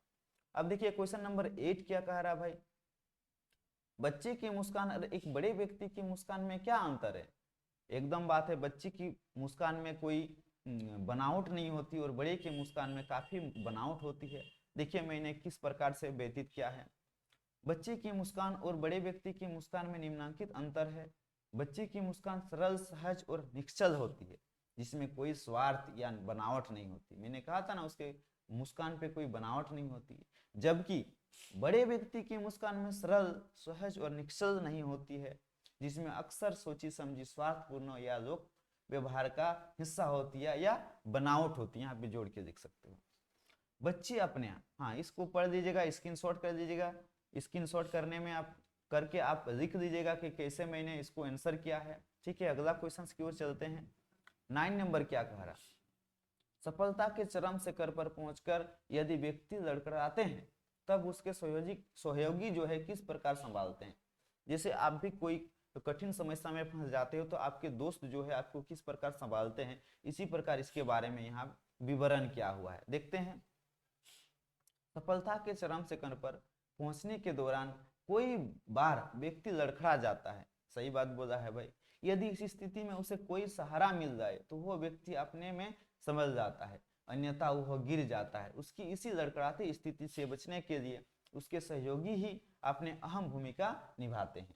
ठीक है, सहयोगी अपने अहम भूमिका निभाते हैं, ये उसको ढांढस बताते हैं, उसको शक्ति और क्षमता से परिचित कराते हैं, उसके उत्साह कराते हैं और उसे आगे बढ़ने की प्रेरणा देते हैं। यानी कि इस क्वेश्चन के सर पे लिख लोगे, बहुत शानदार से लिखा हुआ है। और अथवा के बाद जो क्वेश्चन था, यानी कि अथवा के पास जो क्वेश्चन था उसको भी मैंने कर दिया है।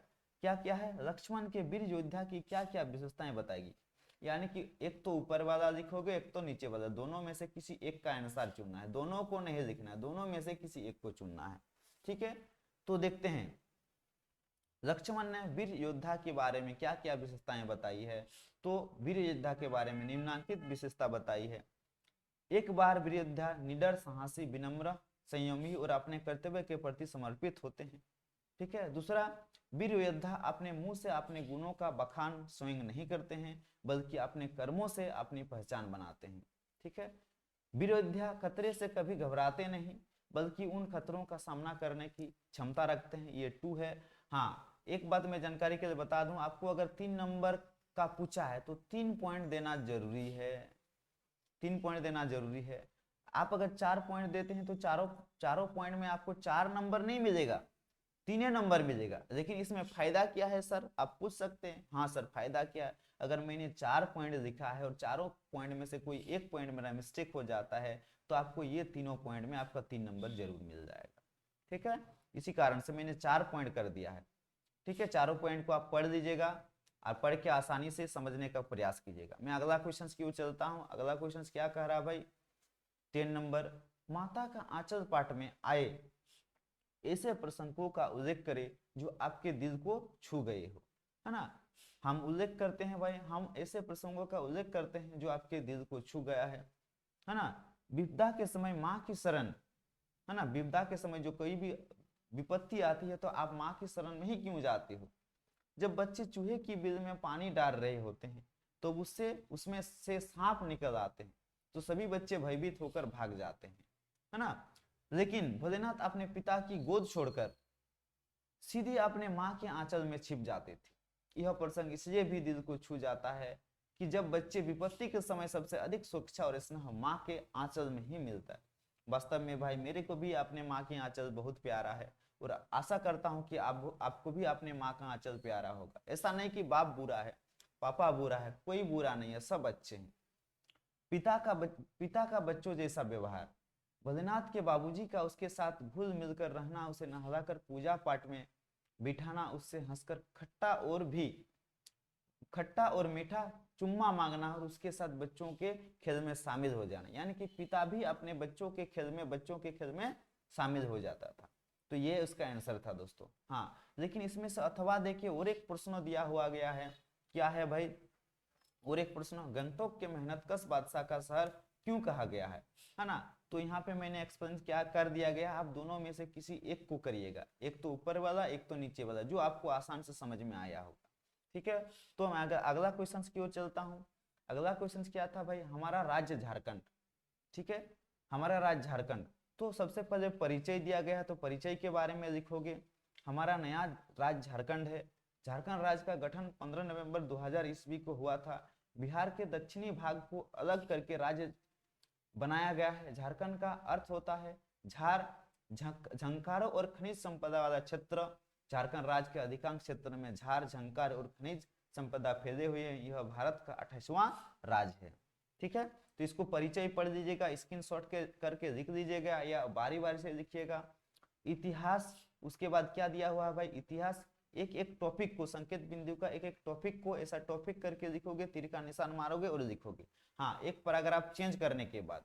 इसी प्रकार इतिहास को पढ़ोगे, इतिहास पढ़ने के बाद इस सारी चीज को पढ़ोगे। उसके बाद देखिए अगला संकेत बिंदु में क्या, सीमा, आपको संकेत बिंदु दिया रहेगा, है ना, तो सीमा लिख के आप एक्सप्लेन करके लिखोगे। देखिए सीमा में जितना मैंने लिखा है उससे आप ज्यादा भी लिख सकते हो, ऐसा नहीं कि मैंने थोड़ा कम लिखा है तो आप कम ही लिखोगे।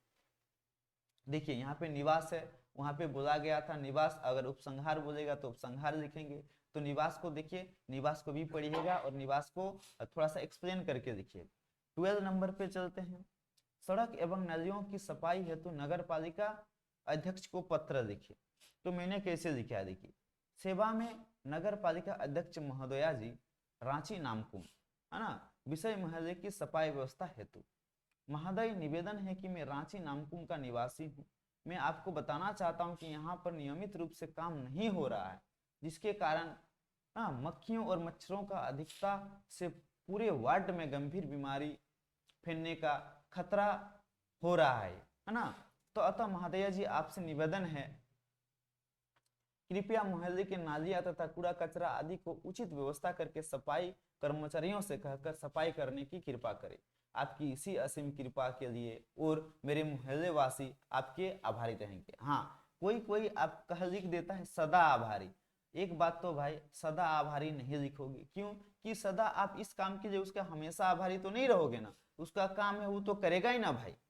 ठीक है, तो इसीलिए क्या लिखोगे, मैं आभारी रहूंगा, और यहाँ पे दिनांक लिख दोगे और अपना नाम पता लिख दोगे। ठीक है, आगे देखते हैं आगे क्या है भाई। आगे यहाँ पे 31 से 38 तक अति लघु, है ना, प्रत्येक 2 अंक का है, 24 का है, ठीक है, सॉरी 2025 का है, 25 का है। देखते हैं क्या कह रहा है भाई, इसमें गधांश पढ़ना है। ठीक है, इस हाँ 2025 में देखेंगे कि कौन कौन सा चीज मिल रहे हैं, उस चीज को देखना है ना। 2024 में नहीं, क्या बताया भाई, 2023 का बताया है, अब 25 का बता रहा हूँ। देखेंगे मैंने सारा क्वेश्चंस को बनाया है, बनाने के बाद आंसर क्या है वो आपके लिए मेहनत क्या है, तो आप भी, मैं आशा करता हूँ कि आप अच्छा से करो। ठीक है, और लाइक कमेंट शेयर करना मत भूलिए, अपने दोस्तों को शेयर करना मत भूलिए ताकि वो लोग भी कुछ सीख सके दोस्तों। ठीक है, हाँ देखिए एक एक चीज को मैंने वहां पे 31 नंबर को यहाँ मैंने लिखा है, वहां पे मैंने नहीं लिखा है।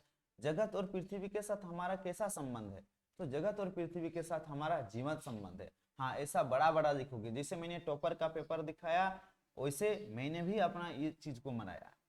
प्रकृति के अतरंग भाव का क्या तात्पर्य है, तो प्रकृति के अतरंग भाव से तात्पर्य है कि प्रकृति हमारे जीवन के प्राय हर एक पहलुओं से जुड़ी हुई है। हम सब कुछ पृथ्वी से ही प्राप्त होती है, हमें सब कुछ किससे प्राप्त होती है, पृथ्वी से ही। 33 क्या कह रहा, E.F. सुमाकर की पुस्तक की क्या नाम है, स्मॉल इज ब्यूटीफुल, है ना, कितना सुंदर नाम है भाई, स्मॉल इज ब्यूटीफुल। 34 क्या कह रहा है, हम आने वाले नस्लों के लिए कैसा पृथ्वी छोड़ रहे हैं, हम आने वाले नस्लों के लिए एक खोखली और उजाड़ सा पृथ्वी छोड़ रहे हैं। ठीक है, 34। 35 क्या कह रहा देखते हैं भाई। 35, पृथ्वी जीवन के चिन्हों से कैसा रिक्त हो जाएगी यदि हमने अपनी जीवन शैली में ऐश्वर्य, भोग, लालसा नहीं छोड़ी, तो पृथ्वी जीवन के चिन्हों से रिक्त हो जाएगी। यानी कि हमको क्या क्या छोड़ना पड़ेगा, ऐश्वर्य, भोग, लालसा को छोड़ना पड़ेगा। ठीक है, 36 देखते हैं। सुख भोग की लालसा में मनुष्यों को व्यवहार कैसे हो जाता है? तो सुख भोग की लालसा में मनुष्यों का व्यवहार अंधा हो चला है भाई। वास्तव में सही कह रहा भाई। 37 देखते हैं, इस गद्यांश का उपयुक्त शीर्षक दीजिए। ठीक है, मैंने यहाँ पे बहुत सारा शीर्षक दिया है, आप कोई एक वाक्य में भी दे सकते हैं। इस गद्यांश से हमें सीख मिलता है कि पर्यावरण और पृथ्वी को ना उजाड़े, नहीं तो विनाश हो सकता है। बस आगे देखते हैं 38, प्रकृति शब्द का विशेषण क्या होगा? तो प्रकृति शब्द का विशेषण प्राकृतिक होगा। अब देखिए, है ना, अब क्वेश्चन आंसर देखते हैं। बिना विचारू तो पैराग्राफ से था, बिना विचार घटना और पात्रों की भी क्या कहानी लिखी जा सकती है? यशपाल की इस विचार से आप कहां तक सहमत है? तो हम पढ़ते हैं, हमारे मत में बिना विचार घटना और पात्रों के बिना कहानी नहीं लिखी जा सकती है। ये तीनों बातें कहानी की आवश्यक तत्व है। जब तक कोई विचार नहीं आएगा तब तक कहानी नहीं बनेगी, है ना। घटना कहानी की कथा वस्तु को आगे बढ़ाती है और पात्रों के माध्यम से कहानी कही जाती है। यशपाल के विचार से नई कहानी पर व्यंग है, अर्थात नई कहानी में विचार घटना और पात्रों का अभाव रहता है, तभी वो रोचक एवं उद्देश्यपूर्ण नहीं होती है। ठीक है, समझ गए होंगे। 40 नंबर क्या कह रहा है? काशी में हो रहे कौन से परिवर्तन बिस्मिल्लाह खां को व्यतीत करते थे? मैंने बताया था ये कब पूछा था भाई, 2023 को पूछा था, और 2023 के बाद 2025 को पूछ रहा है, यानी कि कितना साल का गैप हुआ? 2 साल का गैप हुआ। यानी कि जो आपका 22 में, सॉरी, जो आपका 24 में पूछा है, 2024 में पूछा है, 2026 के लिए काफी इंपॉर्टेंट होंगे। तो 2024 का मेरे पास नहीं है, जब भी मेरे पास हो जाएगा तो मैं आपको प्रोवाइड जरूर कर जाऊंगा। ठीक है, देखिए कौन सा, क्या बिस्मिल्लाह खां को क्या व्यतीत कर रही थी? तो बिस्मिल्लाह खां को व्यतीत कर रही थी, हाँ ये तो मैंने 2023 में भी बताया था, इसको इसलिए मैं स्किप कर रहा हूं। आप देख लीजिए, वही चीज वही पॉइंट है, आप स्क्रीनशॉट कर लीजिएगा या देख लीजिएगा। ठीक है, अब 41 को मैं पढ़ता हूँ। इस आत्मकथा में लेखिका के पिता ने रसोइयों को भटियार खाना कहकर क्यों संबोधित किया? हाँ, बड़ी अच्छा सा क्वेश्चन है, एकदम लड़कियों के लिए काफी अच्छी है। लेखिका के पिता ने रसोइयों को भटियार खाना कहा, क्यों कहा? क्योंकि उनका मानना था कि रसोइयों के इस भटियार खाने में रहने से लड़कियां की प्रतिभा और क्षमता भट्टी में चली जाती है, अर्थात नष्ट हो जाती है। वे इस समय को बर्बादी मानते थे और वे केवल खाना बनाने वाले तक ही सीमित रह जाती है, जो उनकी संभावित क्षमताओं को नष्ट कर देती है। वे चाहते थे कि उनकी बेटी घर की चार दीवारी और चूल्हे चौके से ऊपर उठकर अपनी प्रतिभा को, है ना, अपने किसको भाई, अपने प्रतिभा का भरपूर उपयोग कर सके और देश समाज में सक्रिय भूमिका निभा सके। आप भी चाहोगे कि लड़की सिर्फ चूल्हे चौके तक ना रहे, वो अपने देश के सर्वोच्च पद पे रह सके। हाँ, ये भी देखिए, लक्ष्मण ने वीर योद्धा की क्या क्या विशेषता बताई थी, ये भी मैंने 2023 में बताया था, अब 2025 में पूछा गया है। यानी कि कितनी क्वेश्चंस को रिपीट कर दिया जा रहा है भाई। देखिए, इसीलिए मैं कह रहा हूं कि PYQ पढ़ना, प्रीवियस ईयर्स क्वेश्चन पढ़ना कितने इंपॉर्टेंट है भाई, है कि नहीं। लक्ष्मण ने वीर योद्धा की निम्नलिखित विशेषता बताई है। एक वीर योद्धा निडर, साहसी, विनम्र, संयमी और अपने कर्तव्यों के प्रति समर्पित होता है। मैंने देखिए 2023 में मैंने बता दिया था, वही क्वेश्चंस का आंसर है, क्वेश्चंस भी वही है, आंसर भी वही है, इसलिए मैं इसको पढ़ नहीं रहा हूं। मैं अगला क्वेश्चंस की ओर चलता हूं भाई। देखिए अगला क्वेश्चंस क्या कह रहा है, देखिए मैंने 5 पॉइंट कर दिया है, आप 5 पॉइंट को कर दीजिएगा। अगला क्वेश्चंस क्या कह रहा, बच्ची की मुस्कान और एक बड़े व्यक्ति की मुस्कान में क्या अंतर है? ये क्वेश्चंस भी रिपीट है भाई, इसीलिए कहता हूं, मैं बार बार कह रहा हूं कि रिपीट प्रीवियस PYQ क्वेश्चंस को देखना कितना इंपॉर्टेंट है। देख रहे हो ना, ये भी क्वेश्चंस को बच्चे की मुस्कान और बड़े की मुस्कान में अंतर पूछा है। तो देखते हैं, इसको भी मैंने पढ़ दिया है, पढ़ा है तो इसको नहीं पढ़ूंगा। ठीक है, धीरे धीरे से हम स्किप करेंगे। देखिए, देख रहे हैं ना मैं कितना शानदार से लिखा हूं, उसी प्रकार से आप शानदार से लिखेंगे। तो दूसरा पॉइंट था, ये तीसरा पॉइंट है ना। 3 नंबर पूछेगा तो तीसरा पॉइंट दोगे, 4 पॉइंट बढ़ा दोगे तो कोई दिक्कत नहीं। अब देखेंगे, ये क्वेश्चन को रिपीट नहीं किया गया था, हो सके 26 में रिपीट कर दे, इसलिए आपको पढ़ना जरूरी है। उद्धव के व्यवहार की तुलना किस किस से की गई है? तो उद्धव की व्यवहार की तुलना निम्न बातों से की गई है। Option number, sorry, point number 1 देखते हैं। उद्धव की दशा उस तेल की गागर के समान है जो जल में रहती है, पर उस पर पानी की एक भी बूंद टिक नहीं पाती। इसी प्रकार उद्धव कृष्ण के निकट रहकर भी उनके प्रेम से अछूत है। ठीक है, अब देखते हैं दूसरा पॉइंट क्या कह रहा है भाई। दूसरा पॉइंट को देखते हैं। वे कमल के पत्ते के समान है। जिस प्रकार कमल जल में रहते हुए भी उसके पत्ते जल से ऊपर रहते हैं, उन पर जल का प्रभाव नहीं पड़ता। ठीक है, तीसरा पॉइंट का क्या कह रहा, इसी प्रकार कृष्ण प्रेम का प्रभाव नहीं पड़ सका। यानी कि 3 पॉइंट। आगे देखते हैं अगला क्वेश्चन 45 क्या कह रहा भाई। कवि की आंख फागुन की सुंदरता से क्यों नहीं हट रही है ना, क्यों हट नहीं रही है? क्योंकि फागुन में चारों तरफ हरी भरी हरियाली आ जाती है। आप बना के लिख सकते हो, ऐसा नहीं कि मैंने जो लिखा है वही चीज लिखोगे। क्या कह रहा है, कवि की आंखों में फागुन की सुंदरता इसलिए नहीं हट रही है क्योंकि फागुन बहुत ही मतवाला, मस्त, सुहानी और शोभाशाली है। फागुन में चारों तरफ रूप सौंदर्य, रंग बिरंगे फूलों, पत्तों और हवाओं से भरा हुआ रहता है। फागुन के कारण निर्जीव प्रतीत होने वाले प्राणियों तथा प्रकृति में भी जान आ जाती है और वे महक और खिलने लगते हैं। तथा फागुन के कारण मौसम इतना सुहाना हो जाता है कि उस पर से आंख हटाने का मन ही नहीं करता। सच में भाई फागुन ही इतना मस्त मगन है। ठीक है, 46 पे चलते हैं। आपके विचार से भोलानाथ अपने साथियों को देखकर सिसकना क्यों भूल जाता है? यहाँ पे क्या कहा, आपके विचार से, तो आप अपना विचार प्रकट करेंगे। मैंने अपना विचार प्रकट किया है। क्या कहा, क्या विचार प्रकट किया है? घर में माँ अपने बच्चों को लाख रोने धोने पर भी उसे पकड़कर उसके सिर में सरसों का तेल लगा ही देती थी। ऐसा मेरा माँ भी मेरे को बचपन में करती थी भाई, अब भी करती है ना। शायद आपको भी करी होगी। माँ तो माँ होती है, हर दिन हर रात हर दुख में साथ होती है। ठीक है, उसके सिर में सरसों का तेल डाल ही देती थी। वो सिर पर तेल से सरोवर करके ही छोड़ती थी। फिर माथे पर काजल का बिंदी लगाती और फुलदार लट्ठू बांधकर कुर्ता टोपी पहना देती थी। इसे पकड़कर इस प्रकार माँ के हट से तंग आकर बच्चा सिसकने लगता था। तब ये बाबूजी की गोद से सिसकते हुए बाहर आते थे, पर बाहर आते ही उनकी प्रतीक्षा करता बालकों का झुंड मिल जाता था। तब ये अपने खेल के साथियों को देखकर सिसकना भूल जाता था।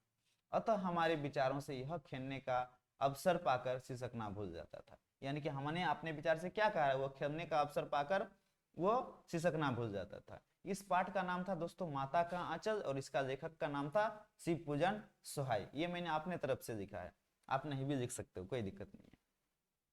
हाँ, अगला क्वेश्चन, बाल गोविंद भगत की दिनचर्या है ना लोगों के लिए अचरज का कारण क्यों थी?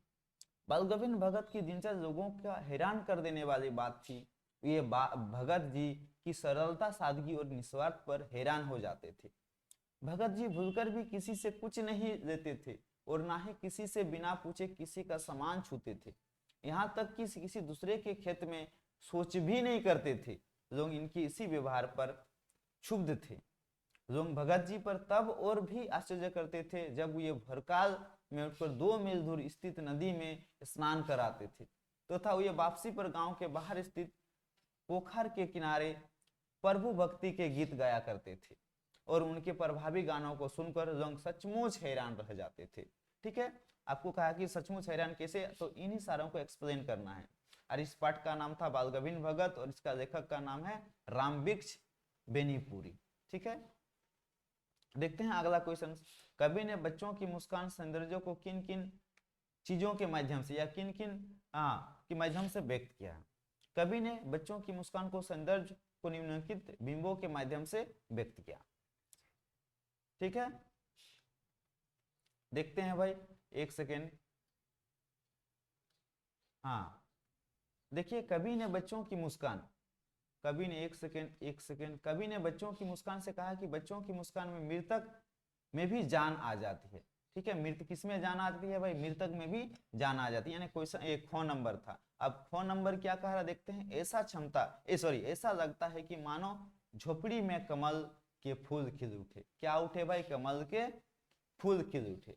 गो नंबर देखते हैं। गो नंबर क्या कह रहा? बच्चों की मुस्कान में मानो चट्टानों पिघलकर जलधारा बन गई हो। यानी कि बच्चों की मुस्कान में क्या नहीं होती भाई? बनावट बिल्कुल ही नहीं होती है। जो बड़ों की हर एक मुस्कान में बनावट सा लगती है कि नहीं भाई? लेकिन बच्चों की मुस्कान में बनावट नहीं लगती है। गो नंबर देखते हैं। बच्चों की मुस्कान में मानो बबूल सा शेफालिका के फूल झरने लगे। कौन से फूल झरने लगे भाई? शेफालिका के फूल झरने लगे। ठीक है, तो इस पाठ का नाम क्या है भाई? देखते हैं, पाठ का नाम दंतुरित मुस्कान। या दंतुरित मुस्कान क्या है? यानी कि शिशु के जो मुस्कान से, शिशु के मुस्कान को दंतुरित मुस्कान के नाम से जाना जाएगा। आपको पूछ देगा कि इस दंतुरित मुस्कान के लेखक का नाम क्या है, तो दंतुरित मुस्कान के लेखक का नाम क्या है भाई? नागार्जुन। ठीक है, आगे देखते हैं 49।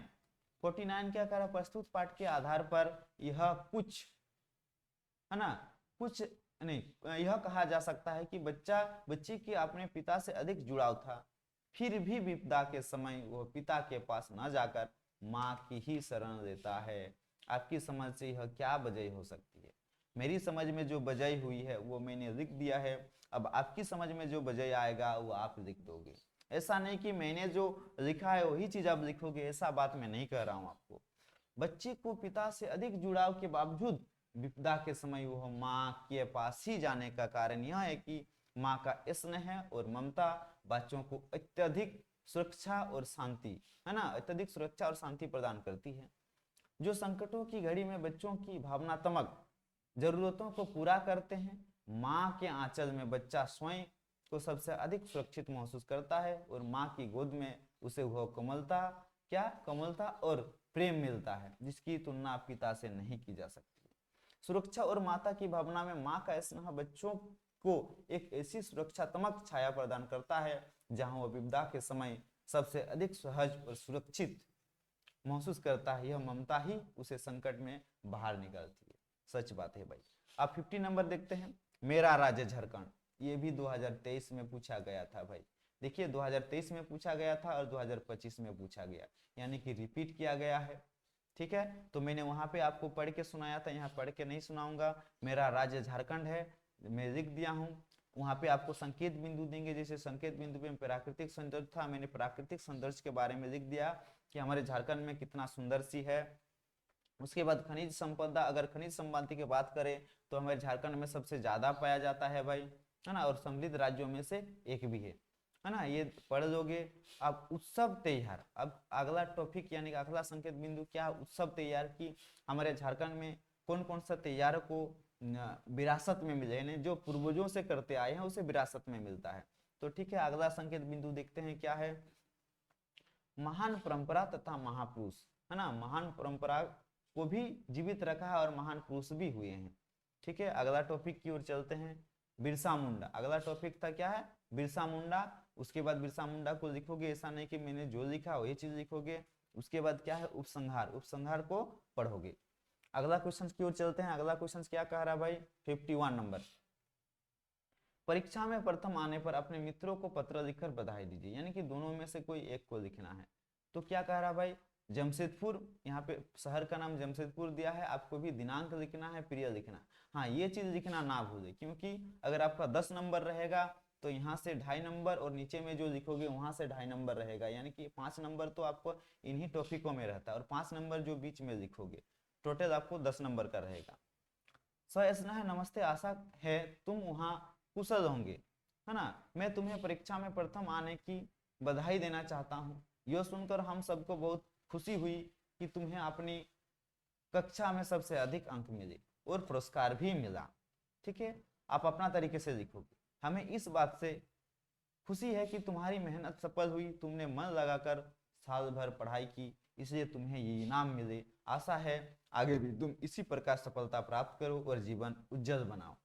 ठीक है, आगे देखते हैं भाई। इस प्रकार से पढ़ोगे, और मैंने इसकी बात कर रहा था, यहाँ पे 2.5 नंबर मिलेगा, ऊपर वाला में 2.5, टोटल 5 + 5 10। अभी शायद पैटर्न चेंज किया है। ठीक है, आगे देखते हैं अगला क्वेश्चन। खत्म हो गया भाई, खत्म हो गया। तो खत्म होने से पहले मैं ये बात बताना चाहूंगा, आप लाइक कमेंट से सब्सक्राइब करने ना भूलिए, ताकि आपको जो भी मैं वीडियो प्रोवाइड करूं आपको मिल जाए, और मेरे वीडियो, मेरा ये चीज आपको बहुत ही आपके काम के लायक है, और अपने दोस्तों को भी शेयर कीजिएगा। ठीक है, ताकि वो भी अपना कुछ बेनिफिट, कुछ फायदा कर पाए।